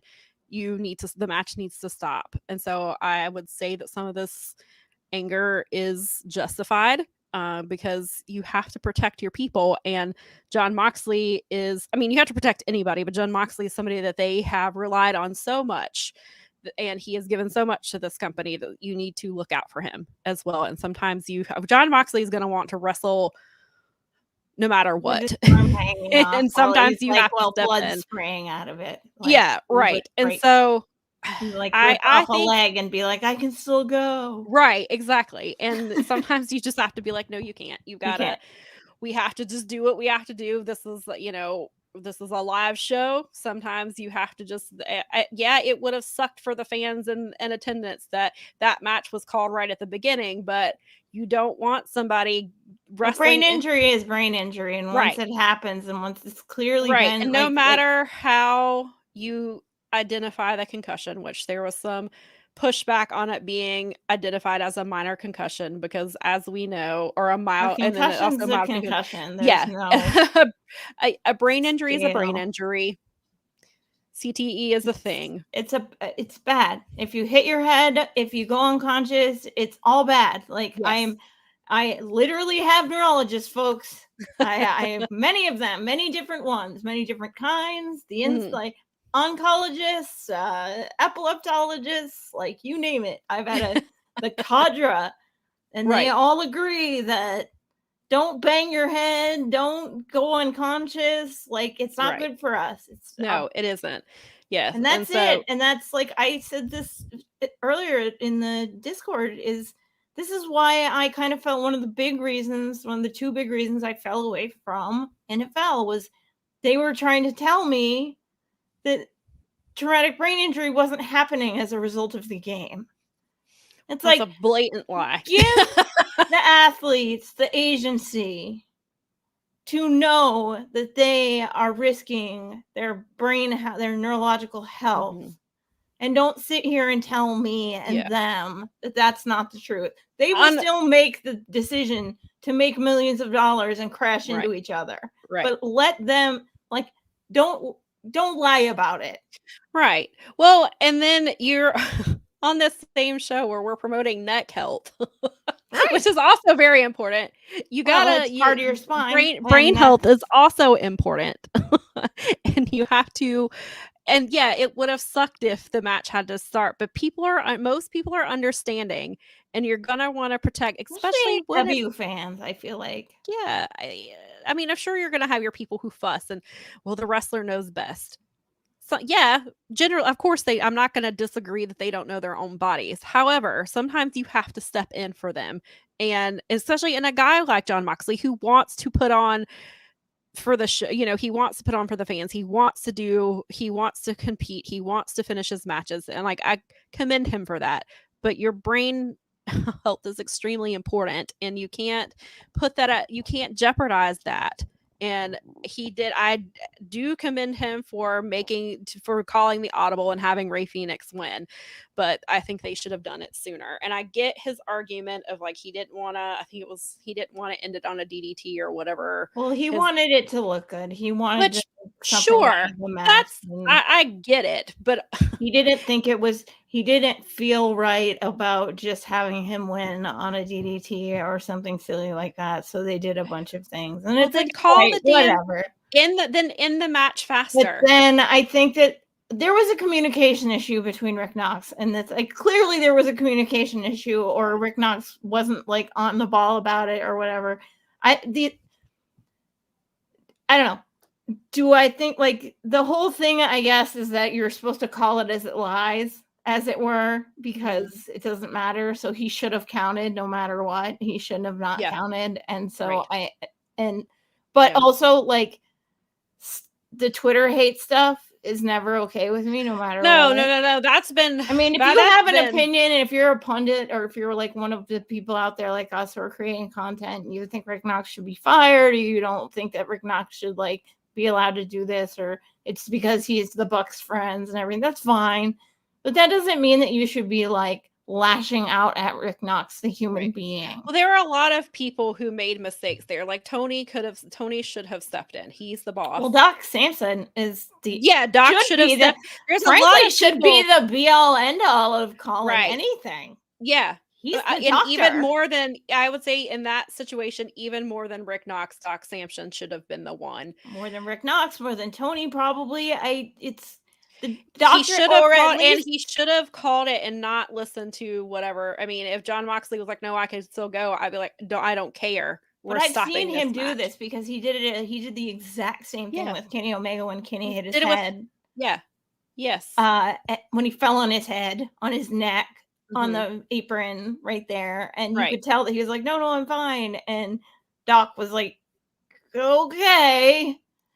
Yeah, you're gonna have to stop. But I mean, that's the team doctor problem, right? Because like even in the NFL or in the NBA or whatever, the team doctor is always gonna probably land on the side of the team, as it were. Sure.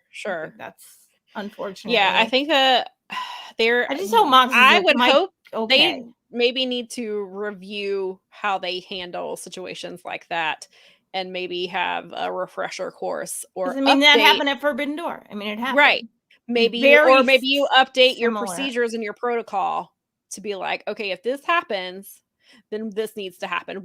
Who cares about the match? Like, the wrestler comes first.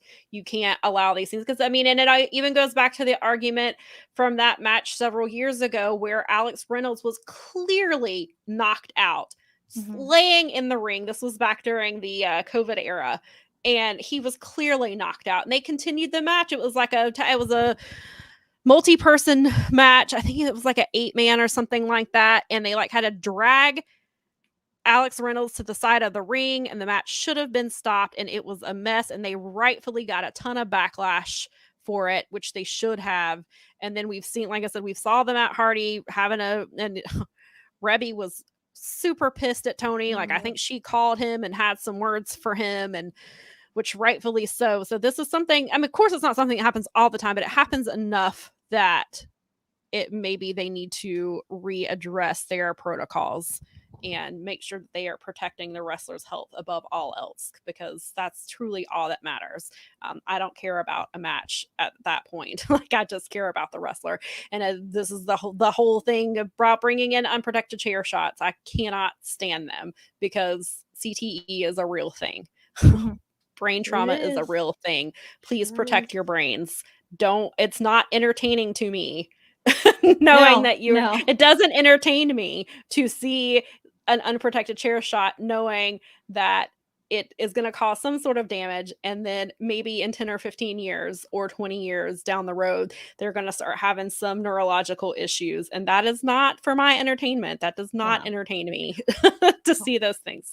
So please, the potential for you not recognizing your daughter and wife in the future is not something that I look towards entertainment. No, and that's like the thing with Hangman. When Hangman got concussed in the ring, and and even John Moxley said it in the promo, that the last time he was here, he was like,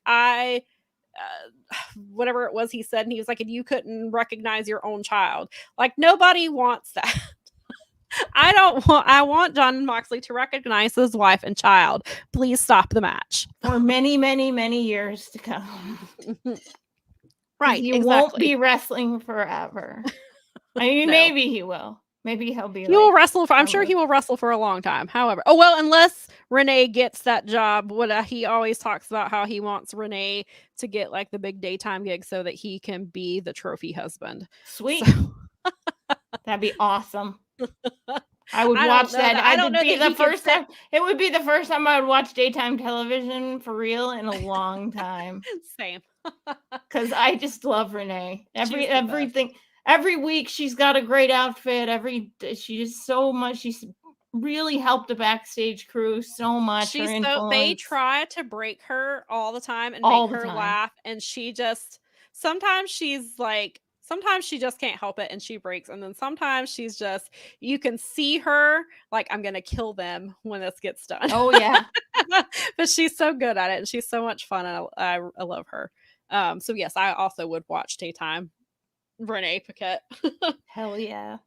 And also with Grand Slam, another thing that happened. So Friday was Rampage Grand Slam, and they did, the main event was for the trios title. Mogul Embassy had been 17-0 coming into that match, and they wrestled the Elite / the Hung Bucks. Even though if you watch BTE, they technically do not own the Hung Bucks trademark anymore, because Long John Silver purchased the trademark from Matt Jackson, because Matt Jackson is such a terrible businessman that oh my yeah. And so they own the trademarks to the Hung Bucks now. This happened like a month ago, and so I love BTE. It's insane. I love it too. This is what it's still out there for me. This is generally on Mondays when I have my lunch break. That's what me and Nikki. That's a good idea. That's smart. That's how we spend our Mondays generally. I'm like, I powered and if we can't get to it on Mondays, then usually on Tuesday we're like, no, we have to watch BTE. No, that's good. I powered through the 2 seasons of The Bear, and I'm trying to catch up on most of the Flaniverse stuff because I want to watch Follow the House of Usher, but I should watch. That's a good, it's a lunchtime length show. Yeah, it is. It's always good. And sometimes they're really, like, the last couple have been like 25 minutes long. Like, they showed, was long as hell because they showed basically an entire Brandon Cutler Colt Cabana match. And I was like, that's a lot. What? And then the week before it was longer because they were trying to get a number 1 contender because they finally brought back the BTE championship that had been dormant. Kip Sabian, I forgot that it had been so long. I forgot that Kip Sabian was the champion. I thought it was still -1. And then I was like, oh yeah, that's right. He finally did defeat him. So they had this really long, thank God they didn't play Trash Get Ball. I was like, can we please ban that game for a while? So tired of watching Trash Get Ball. I hope that no one ever wants to play Trash Get Ball with the foot. That's what I said. If I somehow win that football championship, we are not playing Trash Get Ball. All right, there you go. I will. That's the Halloween spirit stores. Champion. All the Halloween stores are open, and I had a bright idea. This is the best time to go to the craft store because they have all kinds of fun stuff. So. It's going to be hilarious. Yeah. I actually came up with an idea this week about how I want to do it, and I think it's going to be kind of funny. Yeah, so. I was thinking of a couple of weeks ago. I was like, ooh, we're going to have to do our Halloween episode again. I need to start thinking of my costume, and I think I have an idea of what I want to do. Yeah, I know. We're going to have to do that, and I was like, I'm going to have to... I set the bar too high for myself and went with Liger last year. Like, oh, that's right. What am I going to do? Yeah, like, I have a. How do I top Liger? It is hard to type. I shouldn't have set the bar so high. Yeah, she started off at 100. Jeez.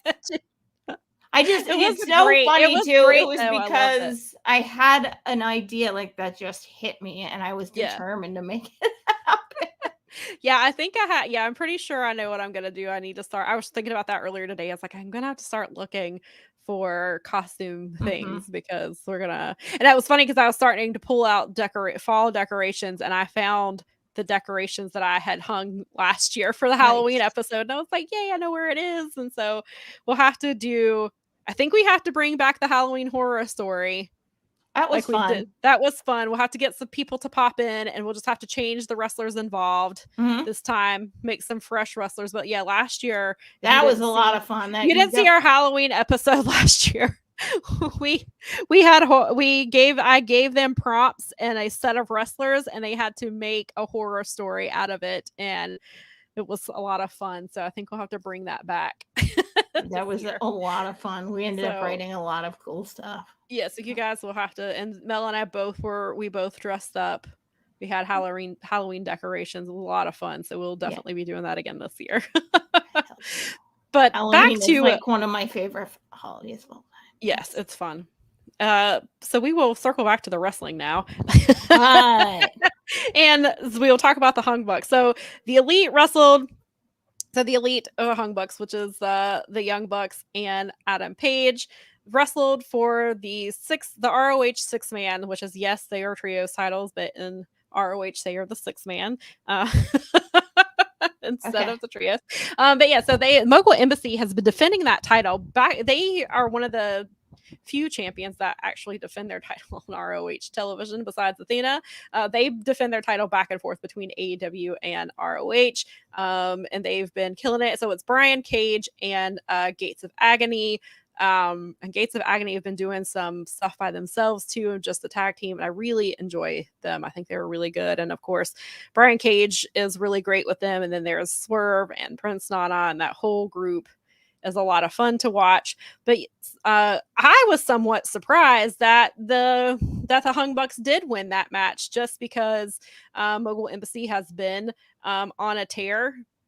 They were 17-0. And then somebody I follow pointed out, he also watches ROH. He pointed out that the Hung Bucks held the 6-man titles for 208 days. And so they won it, I think, in Edinburgh, and then they basically put the titles were already pretty important, but they had a really successful title reign then. So it was cool to see. And actually, I think when I met them, when I went to an ROH taping, I think they were still champions at the time, because that was the meet and greet, was the Hung Bucks. It was the three of them. But so I'm really interested to see, but ROH has this issue Tony has this issue of where he does not put his champions on ROH. They defended in AEW when ROH is just Thursday was 30 episodes. They're 30 episodes in. They've got Athena there anchoring the women, which I think is a very smart decision. As much as I would love to see Athena in AEW, it's a very smart to build the women's division around her. Obviously, she's amazing. But Claudio was not there a lot. I mean, part of it was because they were still doing tapings in Orlando. He missed 4 episodes worth of tapings because he was in Japan. And then after those 4 episodes aired, he was only sporadically there. Obviously, MJF and Adam Cole have those ROH titles. Oh, that's right, yeah. Who knows if they're ever going to be in ROH? Right. And so now so Shibata has the Pure Championship, and he defends it fairly regularly for as much as he wrestles.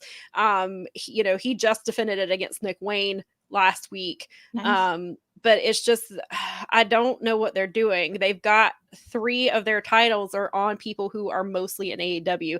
I do think that they will use Eddie more on Ring of Honor television, especially now, because I was a little concerned at first because he obviously has commitments with the Strong title, and he was doing he's scheduled for a lot of indie dates, but then yesterday he pulled out of all of his indie dates because apparently he's been battling a lower back injury for quite a while. He was supposed to wrestle Rocky Romero yesterday in Defy, and Defy said they found out yesterday morning. And they said, and Rocky posted a really nice message. He was like, knowing Eddie, I know this was a really hard decision for him. He was like, Eddie wants to honor his commitments.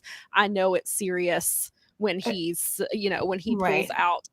So it sounds like because he is pulling out of that he will, I'm guessing, will likely be on ROH television more often. I mean, I don't expect him on there every week, but I do think that he may be on there a lot more than Claudio was. I mean, they even had Claudio cut a promo because he was like, well, people ask me, do I care about this title? And then he was like, I do. And he was like, but this is just a job to me. I don't have any attachment to the title, and I'm just really, really good at my job. And so that was his explanation for not being in ROH. And so he lost the title. And I'm hoping now that Eddie seems to be more available, that they will use him on Ring of Honor television more often. I do think I think Better Than You Baby has got to drop those titles as soon as they can, because they're not going to be, I don't see them. Maybe they wrestle like one time in ROH, but I want, when the Righteous won that, I was actually happy that it was the Righteous, because they are a tag team that are frequently in ROH. I mean, they've been doing more TV stuff because of the Kingdom and things like that. I think they're just trying to get them established. But if they were to win the titles, I think they would actually defend them. And ROH has a really solid tag team division. Like, there's Christopher Daniels and Matt Sydal are a tag team. There's a, not technically Top Flight, it's Action Andretti and Dante, Darius Martin. They are down there killing it. The Workhorsemen are down there.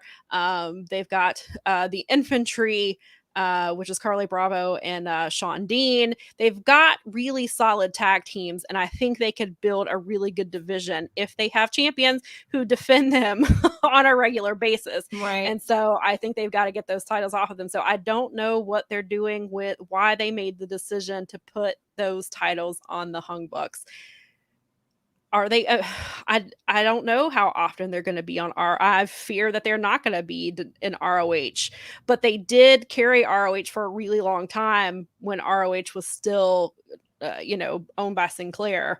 So it's very interesting to see. It feels, on the one hand, it feels like maybe they're planning something big to have Eddie Kingston, MJF, and Adam Cole, and the Hung Bucks holding the title. Like, it feels like it's something big, but they've not been great on following through with that. And in some cases, like, I know Tony loves ROH, but sometimes it's like he doesn't care very much, or he doesn't put in the effort with it. And like, it started off doesn't really have the hot. time. Yeah, right. It started off really hot for a little bit, kind of backed off. Then Collision came. And so obviously his attention was on Collision. And then they moved away from Orlando, and they've not been able to find their footing. Mm-hmm. And so I can't tell if putting these titles, and he's starting to lose subscribers because people are like, I feel like there's no direction down here.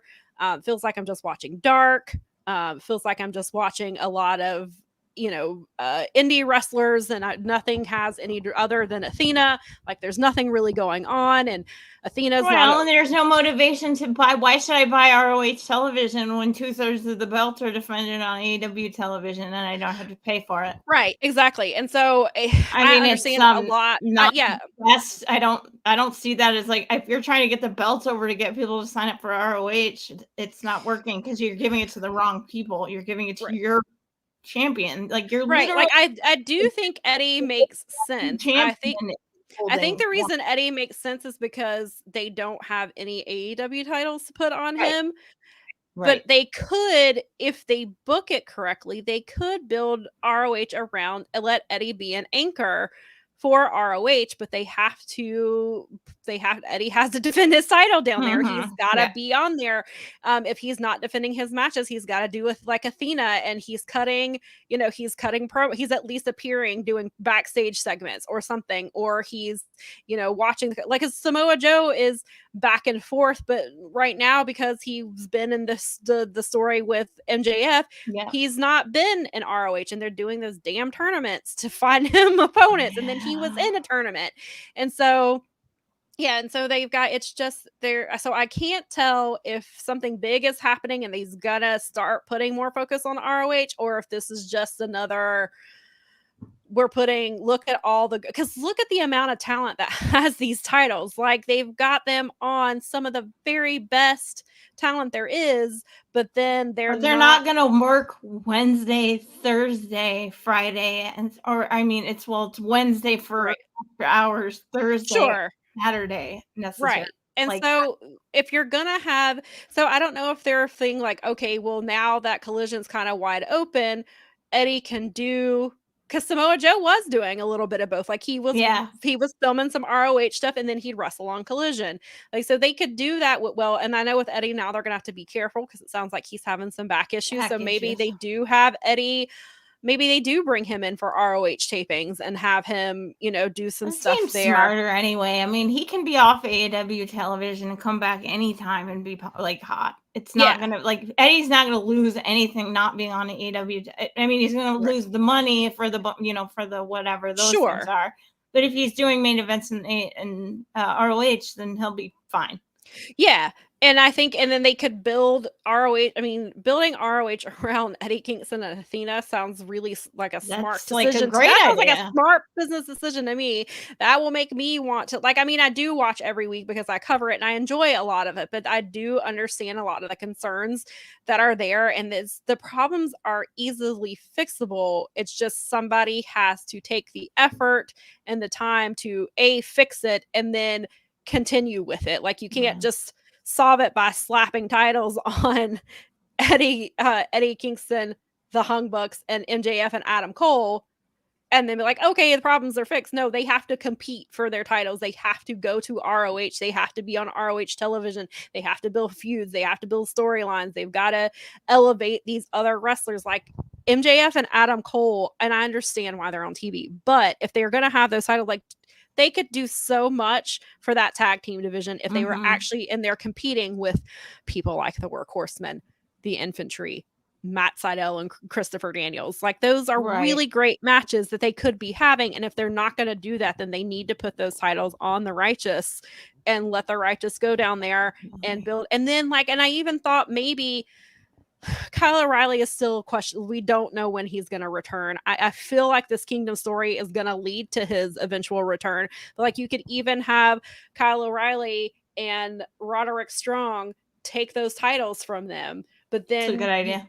But then you have to have them in ROH some. And I understand, like, not they might do better in ROH though. I mean, that might be a better fit for them. Yeah. All the way around. So, I would like to. So I can't tell. And I mean, Adam Cole, it looks like has a leg or an ankle injury of some sort. So right. And so are they? Yeah. So are they just not going to defend the titles while he's injured? Because nobody knows. We've not heard yet how long he's expected to be out. I do know that, like, he was seen on crutches, so it sounds like there's, maybe they're waiting on swelling to go down so that they can look at it again and determine how serious it is.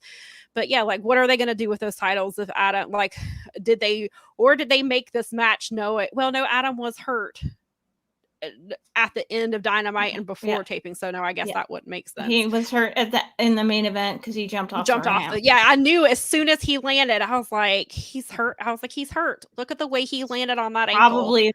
I mean, it sounds like to me, like, I have no idea, but like, it sounds like a high ankle sprain or something in that vein. That's like a 6 to 8 week.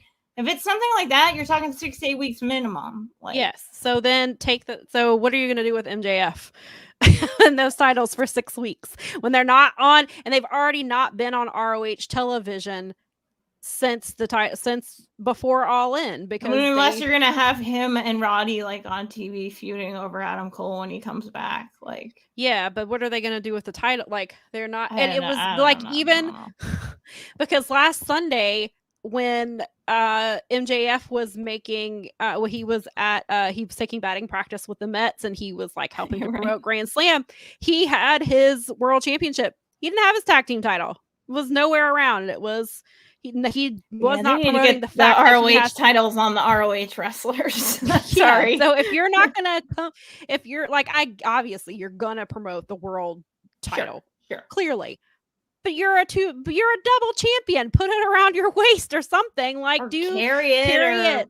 Like, and then I saw like a clip of him on a morning talk show, and he had the Triple B. He didn't have the ROH title. So then what's the point of him having it if he's not even gonna? That's gonna confuse too many random normies. I guess so. Maybe they were like, we don't want him. They're like, well, what is ROH and why? So maybe that's well, I why. mean, that's definitely what if you put him on a morning, like a normal morning show, and you had a second belt with ROH, you would confuse all the normies. I guess so. But it's morning television. They barely understand why people like adults watch wrestling in the first place. Sure. That's fair. That's fair. It's like, and I barely understand why they watch Housewives. So we're right. Same. I'm the same way. I get it. Yeah. But yeah, so I don't know. Get those. You do your thing. I'll do mine. So yeah, I can't tell if they're just gonna hold those titles until Adam is cleared, or if they're because Adam can't. I mean, I guess they can't wrestle. They can't wrestle.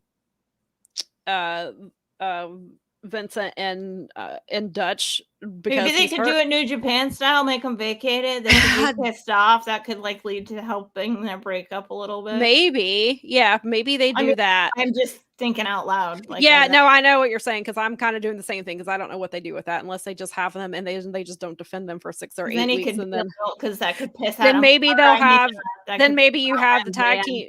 Maybe you have the ROH tag team division talking about how the champions are never there and it's let them. Yeah, that'll be interesting. I don't know how they're going to do that and but yeah, so ROH is in a really interesting place, and I can't tell what they're. Yeah, I was really surprised that the Hung Bucks won because I was like, what are they doing? Like, are they gonna be in ROH? Like, will they go down there and defend those titles, or are you gonna make them defend it against Dark Order? But Dark Order is back and forth between the brands because they're trying to recalibrate and start this new stuff that they're doing.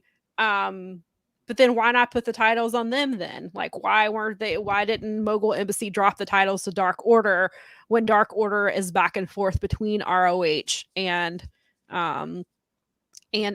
So at least that would have made more sense. I mean, I hope to see the Hung Bucks in ROH, but I'm not I'm not holding my breath on that. Yeah. So we shall see how that all plays out. And again, they don't have another pay-per-view until so maybe there's some matches on. I'm assuming they're going to do some matches on Full Gear again, like they did at All Out. Maybe there's a few ROH things on there because their next the ROH branded pay-per-view is not until Final Battle in December.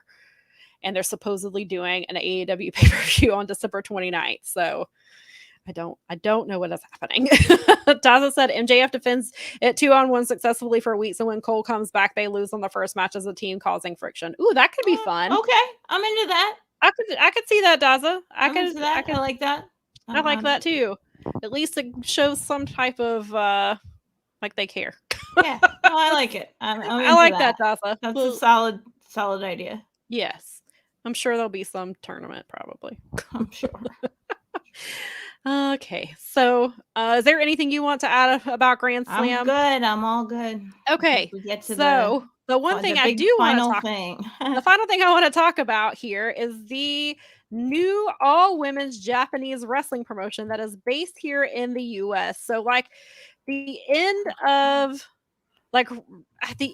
August, there were some rumblings that a new organization was popping up, and then on September 1st, this new promotion comes out. They're called Sukeban, and they have this 1-minute clip, and it's just flashing between wrestlers and like anime type stuff, and it was going back and forth, and there's loud music, and it's like really eye-popping. And I was like, okay, I want to know more about this. And I had written about it because there were rumors that Bull Nakano was involved in this promotion. We knew at the time she was not going to be involved as far as in the ring, but we didn't really know what her Miley's nemesis FedEx just left. So they were across the street and they're leaving now. And so Miley is mad about her nemesis. It's her personal Cesaro. Yeah. Riley also UPS and FedEx are her dire enemies. So. Yes, Miley is the same way. Yep. Anytime, and it's gonna get real trucks, bad. Man. It's gonna get way worse at in the holiday season where they're on my street every single day, sometimes multiple times a day.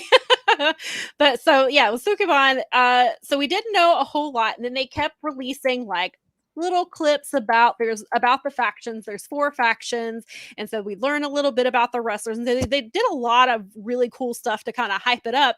Then all of a sudden they announced that the day that I should back up. So the day that the announcement was made about Sukeban, tickets went on sale and sold out within 2 hours. Well, that's good. which is insane. This is a brand new promotion. Nobody really knows anything about them. I don't know how many tickets were actually sold because I don't know what the seating setup was. And I think it's Capital was the name of the building that they performed in New York City. And when I was trying to read it and trying to find out some information, it has different setups. So it can hold like a certain amount of people or it can hold this amount. So I don't know how many tickets were actually sold, but it looked like it was like Grand Ballroom in Queens or something. I think Brad has been there before. I feel like he's talked to us about it in the past. Yeah, so it was a really cool setup, and then it was announced the show was going to be broadcast exclusively on TikTok, and so I was like, that's really interesting. But the more I thought about it, like it makes sense because there are like TikTok obviously is probably the most, I think it's surpassed Twitter as the most used app, has been for a while, especially if they're targeting a certain target, which I'm sure is 18. A certain husband of mine with dog and squirrel videos, perhaps. Right. Yeah, and then like somebody was like, I was talking to a friend and he was like, yeah, apparently like teenagers will watch whole movies and TV shows on TikTok. Wow. Like they'll just watch it on their phones. And so I get if they're going for a certain demographic, like of young people probably like aged 18 to 25, maybe 18 to 30, like I could see why TikTok would be a place. Like I kind of get it. It's interesting. I mean, you are obviously excluding a lot of people who don't use TikTok. But then if it's exclusive to TikTok, I'm assuming there's some kind of financial stuff going in there and they're a brand new promotion. So you're going to go where if people are going to offer you money, then I can understand like maybe that's what they were going to do. So originally, the only information that we could find was that it was going to be on TikTok and TikTok only. It aired Thursday night at 8:00. So I ended up not watching ROH when it started. I just was like, we'll just go straight in. TikTok has a desktop version, which was helpful. So I didn't have to watch this whole show on my phone. It was 5 matches. And so there are a little, so I did a primer about Sukeban for SE Scoops.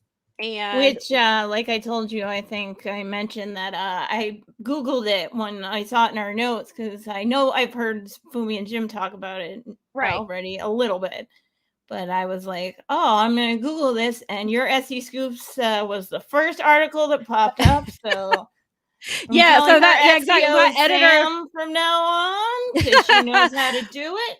My editor was like, the next morning, he was like, this is exactly what I was hoping for, was that it would be. it was funny because I Googled when I was at the hospital, I had my work laptop with me because I was doing some work at the hospital. And so I Googled Sukeban and my article comes up and then MSN had picked it up. And so because MSN is basically an RSS feed. They are. They're just a giant SS feed. RSS feed. Yeah, it's a big aggregator. And they've done SE Scoop articles before, but as far as I know, this was my first one. So I was like, oh, this is really cool. And so so if you're not familiar, you got my view and my full read. So well, I appreciate that. So Sukeban, all the way to the end. The term comes from the fact that it grew out of opposition to the American and British occupation of Japan during World War II. And they were like all male gangs and would not allow women. So the women started their own groups or gangs, and they formed Sukeban, which translates to delinquent girl or girl boss. And this is not a night like the girl boss is not. It's not like it's a thing because of the term that's become popular in the last few years. This is like I saw quite a few people use that translation, so I believe it is fairly accurate. And so they would wear their style has changed over the years, but they typically would wear like long skirts because it was in defiance of mini skirts and being sexualized and things like that, and not being allowed to be in groups with men. And so they would wear long skirts, and they would actually also wear the long skirts because they were concealing weapons. They would have bamboo swords, chains, razors, anything that they could hide because they were doing petty crime. And so they were using their skirts to hide it. And then they would wear like so you'll see it in some of the styles of the wrestlers, like there was like some sailor shirts were kind of involved, like that was at a certain period of time, that's what they were wearing, and then sometimes it If you can evolved kind of tell in the pictures some of their little outfits, I know it's kind of a kooky and picture, then but some of them would wear like short blouses that showed their midriffs, and then they were wearing Converse shoes like in the 60s and 70s, and then also in the 70s women started dyeing their hair really bold colors, which you will see from a lot of the talent that some of them have really brightly colored hair, especially the Harajuku stars. They got the really brightly colored stuff. And so and then like I saw this from a video and an article I read. There's when I searched Sukeban on TikTok, the first thing that came up was actually like a little 2-minute clip, like kind of explaining the history. And then there was another article that I found about it. So at one point, Sukeban was so ingrained in Japan that one of the largest groups had more than 20,000 members, which at the time was larger than some of the Yakuza groups, which is insane to think about. So, so that's a little bit of the background, and you'll see that's kind of the style that they wear in the show, and why the different factions dress the way that they do is because it's because of the Sukeban women that they're styled after. And then like Bull Nakano, some of her style when she wrestled was based off of the Sukeban as well. It's like Bomb Girls and Roller Derby and a lot of the stuff from the 90s that was really crazy, because there was like the one thing where, I mean, Dave talks about this a lot, is like a lot of people dismiss it in Japan because it was for teenagers, but actually it turned out that no, grown men were going to this and like really enjoying this sort of like crazy style. Right. Although I think that Fumi didn't like the name because he said it was like too trashy. Oh, he didn't like the association, so oh no. I was like, uh-oh. He's like, no. but he said it doesn't matter because it's an American promotion, so we're not gonna make the connection necessarily. But sure, he was a little bit like, meh, it's kind of like a not a great like. He was just kind of like meh on the name, and it gave me a chuckle because I was like, I get that. Funny. But I understand what they're going for. And also, I guess they're defining their own thing because it's American. Joshi is supposed to, which is weird in and of itself. So, yeah. Who cares? Because I feel like it just got, well, like they moved it so they put it on YouTube. You can watch it on YouTube. Yeah, so that's what I'm saying. The show originally aired on TikTok, and it was the show for the most part, like in the beginning, it was a little choppy. It would like break up and it would repeat itself. So it was, at least we weren't missing stuff. Like it would go back to where it missed. And then in the second match, we had some issues with it as well. And then but yeah, so it was really cool. And then what I really loved about it, Veda Scott and Sam Laterna were on commentary. So it's they did have a male ring announcer, and it was a male referee, but everything else was women. I did hear later that Speedball helped agent some of the matches. Oh, nice. I don't know if I don't think it was all 5. I don't know if it was just one match in particular, or didn't hear the details. I just saw Scott Edwards tweeted it, that PWI reported that he was involved. So I thought that was obviously really cool because I'm a huge Speedball fan, and then Veda's involved and I loved her too. And so, yeah, so it was 5 matches. Show's like an hour and a half. It moved fairly quickly. We kind of got to see everybody. There's 4 main factions. There's the Cherry Bomb Girls, Dangerous Liaisons, the Vandals, and the Harajuku Stars. They each have their own. Then there's Stray Cat, who is the youngest member on the roster, and she doesn't belong to any faction. And she just is kind of out there doing her own thing. And then the second match was a triple threat with a mysterious guest. It's a woman named Konami, and my timeline was really excited. Japanese wrestling is one of my, I guess, blind spots. I'm familiar with certain names, but there's a lot of names I'm not familiar with. Apparently, all the women who are in Sukeban wrestle in other companies with like under different names. So basically in Sukeban, there are different characters and different names and things like that. So, but I heard a lot of people were really excited to see Konami, which was great. And so that was exciting to see. Then they did have they kind of set stuff up for the second show. Then we have, so right before the main event, a video airs and it's just different shots of Bull Nakano. Bull Nakano comes out.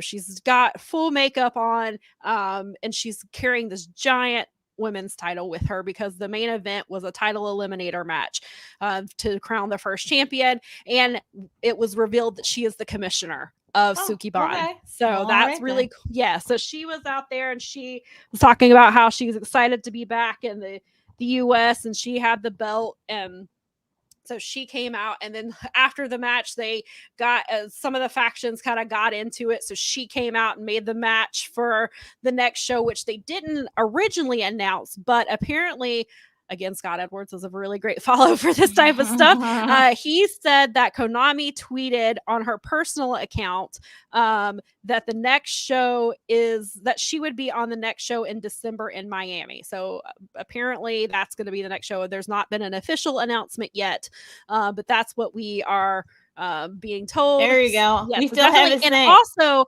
on this YouTube channel, there is Scott did he clipped it from his podcast. There's like a 16-minute video on Sukeban where he explains more about which wrestlers are playing which characters, and especially if you're familiar with Japanese wrestling, that I think that would be really well. Even if you're not, like, that's a really great place. So besides the article that I wrote, I will tweet out the link to that clip because it was really informative, and I really appreciated that he put that out there, and especially now that Sukeban's now it's starting to pick up and word's starting to spread. So there were some links, like it showed up on a website that people use if you have a VPN and don't want to purchase pay-per-views. That ended up on that. It made its way to that website. I found it. A friend of mine said he found somebody tweeted it out on a Google Drive link.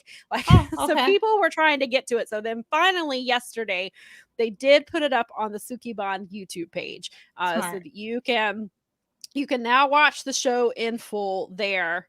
So I recommend, checking out. It was a lot of fun. Like, they have a lot of, kind of, I guess they're definitely doing like the punk rock feels, a lot of like really loud, energetic music. Like, one of the factions comes out to the Doors. Stray Cat comes out to Stray Cat Strut by Brian Seltzer Orchestra, which I thought that was kind of funny. One of the groups comes out to Bad Reputation. So it's a lot of fun, and it's I thought it was really exciting. And then I was reading from some people who were there. They were giving out like free snacks. They had candy. They had like cotton candy and all kinds of stuff. Funny. Emmy was there. Emmy went to support, and she posted a video outside, and there was like a really long line to get in, and then she posted like a little montage of clips that she took from the show and like of the snacks and the giveaways. And Alex, which is her thing is the Queen of the Ring, and she runs Church of Joshi. She was talking about like what a great experience it was. She said it felt like being at a rock show, and it was just, she said the environment was really, really cool. And so it was a lot of fun. Like, I really enjoyed it, and I'm really looking forward to seeing where this goes. And now we've got, there's already clearly there's a title now. So it sounds like it's going to be, and it sounds like it's going to be moving to multiple cities if Miami is the next place that they're doing it. So it'll be interesting to see how many shows they do per year and how many, like where they pop up and things like that. Or when you have people like Andrew Zarian pop up. Hey, Andrew. Holy crap. Happy Sunday to you too. Thanks. Hey, happy Sunday. Yes. So, but yeah, so it'll be interesting to see where Sukeban pops up. I had a lot of fun enjoying, just watching it. And I'm going to watch it. I have a lot of catch up to do because I obviously spent yesterday doing the thing, and I've just been delinquent. I got my flu shot, and I was just like, I'm great. I'm really tired. I fell asleep. Yeah, we're a little backed up because, obviously Nikki had surgery and things like that. We started, and because of Sukeban, we are putting ROH on hold. So I've got part of the way through ROH, but then I had to stop because I had to write an article about ROH, and then I was like, oh no, I'm gonna just write about Eddie anyway. And then the cuts, the WWE roster cuts threw me off. I wasn't expecting to have to cover that on Thursday, so I was planning to finish the Sukeban article then, and then I was like, hold on. So it's a little crazy, and so I've got to play catch up too. A week actually for just news and other stuff. Yeah, and then I know. So Destruction was this morning, correct? Yes. So I've not been keeping up with New Japan I like I should, which I flat told hate. my friend, I was like, I am not getting to that till Monday. Yeah, I know. I did see there was a turn. I saw somebody turn on somebody. Don't tell me anything. I No, haven't that's all been I'm gonna say. I spoiled. did see that. And actually, I think that might be the only thing that I saw. I just really want to see that main event because I mean, Yota Tsuji and Real Ospreay. Like, Yeah, man, that's what I was thinking the other day. I was like, man, people told me that Yota Tsuji was buried in the Yeah, G1. right. He's buried in the G1, yet he's out here main eventing with Will Ospreay. But Right. okay. Okay, whatever. But yeah, so I definitely want to get and I hate that I've been so behind because our guy Bad Dude Tito has been apparently killing it over there, and I've not seen any of it, and I need to get caught up. And I don't think it's physically possible to stay caught up anymore. I just don't. No. There's not enough. Like, you couldn't stay up long enough. There's so much. That the people who are able to do that, you have all of my respect. And more power to you for being able to keep all of up the Powerbombshells, all of it, all of us. There's a lot to keep up with. But yeah, I think Tito and ZSJ wrestled Okada and Ishii on today's show, I believe. I think I saw a clip of. Actually, yes, they did because I saw Tito tweet a clip of it. Plus, I have to watch Kevin Kelly's last show, so. But his last show is gonna be. Wrestle but isn't Kingdom. He's doing Wrestle. He's doing Wrestle Kingdom and New Year Dash, his last right? series, so I'm trying to make sure. Yeah, I've heard the guy that they found who's replacing him. I believe his name is Walker. Just blanked on his name. Somebody posted a clip, and he does a lot of stuff in the Texas area. From the little highlight reel that I saw. And I saw yesterday Kevin Kelly said that, I think it was yesterday or Friday, that Brutal Bob Evans discovered Walker and brought him to the attention of New Japan. And Kevin said that Brutal Bob introduced him to somebody in New Japan, and that's kind of how he got his foot in the door. And he said Brutal Bob is really good at finding talent. I subscribed to his newsletter because they were giving away Kevin Kelly masterclass for free if you signed up for the newsletter. Oh, nice. So it's sitting in my, I still have the thing, and I was getting his emails, and he teaches all kinds of stuff about the business, not just in-ring work, but all kinds of smart stuff, how to get your how to do your PR, how to do your merch, things like that. And I think that's really cool. The guy's he's not just a wrestler consultant. He's in ring, he teaches you about all the stuff you need to know about building yourself up as a wrestler and getting yourself booked. And wow, so it was a whole bunch. I was like, wow, this is interesting, just because. And he gives talks all over the country. Sure. And I was like, geez, I'd go to one of these just to I'm not trying to get, but I'd be really interested to just see, because it's interesting. Yeah, it's super interesting. So yeah, that'll be really cool. I feel good hearing that, because I feel like that's a solid endorsement. Yeah, it'll be really interesting to see. I think one of the biggest tests is going to be how he interacts with Chris Charlton, because Chris and Kevin have such, and it took him a little bit to work that. Well, Kevin had to help Chris Charlton become a personality. Yeah, because Chris was not. Yeah, and Chris is phenomenal, and he's now, especially, he's come out of his shell. He's very much himself, which I love. I'm a huge Chris Charlton fan. But really, Excalibur. We have Excalibur did great. So sure. Yeah, so I'm really interested to see how he does and how Chris does, and then if they are able to bring in Gino at all. Hopefully Gino gets to come back and do some things, because Gino is, again, we talk about it all the time, Gino is not somebody I ever expected to like as much as I do. I was not a fan of his at all.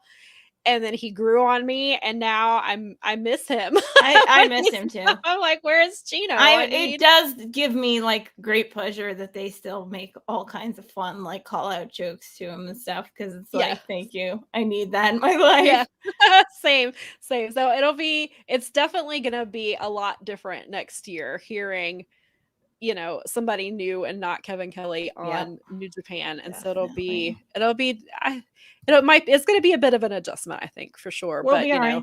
Change is always scary, but this is true. But New Japan is doing some really amazing stuff. As much as I'm behind on this type of stuff, of course, I was up on the G1. There's a lot of really exciting things happening in New Japan. They're firing on all cylinders. There's great wrestling. There's a whole bunch of great stuff happening.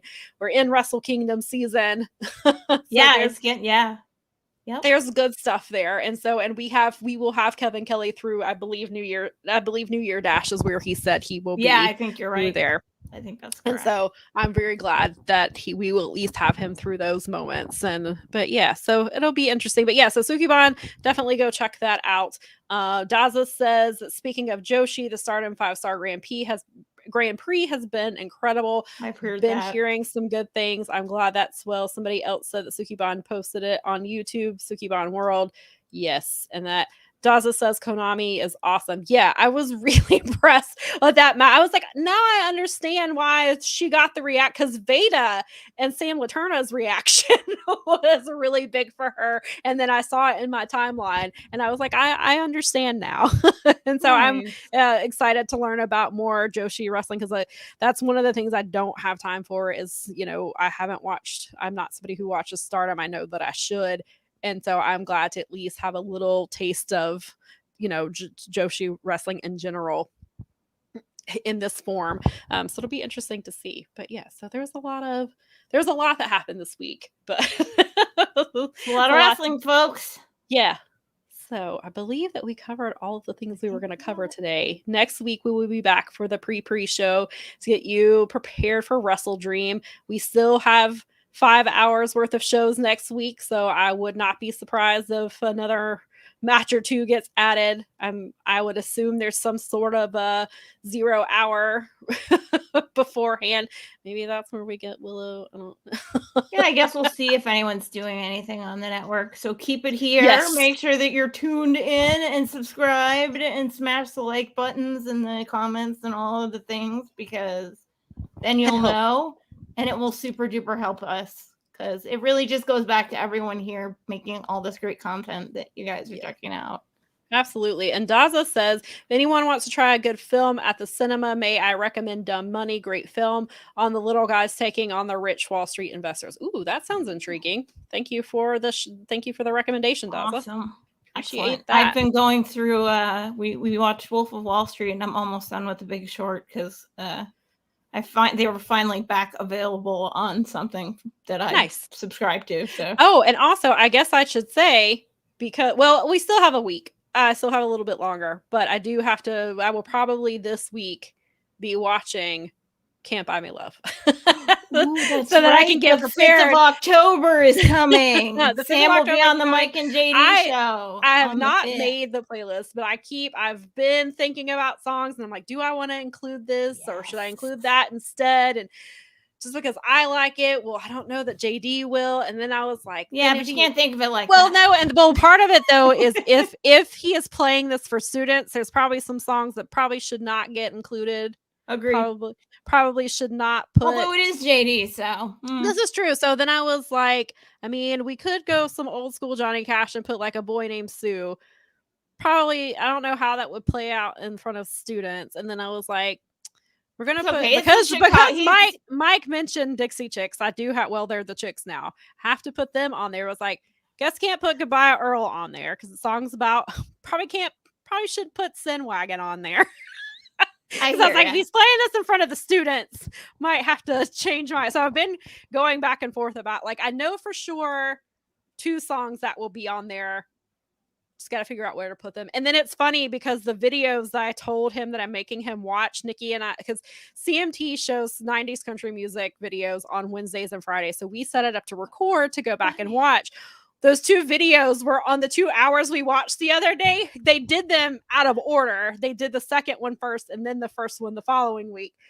But I was re-traumatized watching them, and I was like, yeah, JD he's definitely. Oh, I can't wait. This is gonna be so definitely stay tuned for that, because I think I am going to take up Mel up on her idea of once JD has listened and I've been on the show and we've talked about it, I'm gonna put up the Spotify playlist for you guys to check out. Fun. I think that'll be fun. I'm gonna link those music videos for you to be traumatized with, because imagine you gotta go whole imagine hog, I was probably like 10 or 11 maybe when these videos came out. I can't wait. That'll be so exciting. We'll get to see like what a young tween Sam was traumatized by. Yeah.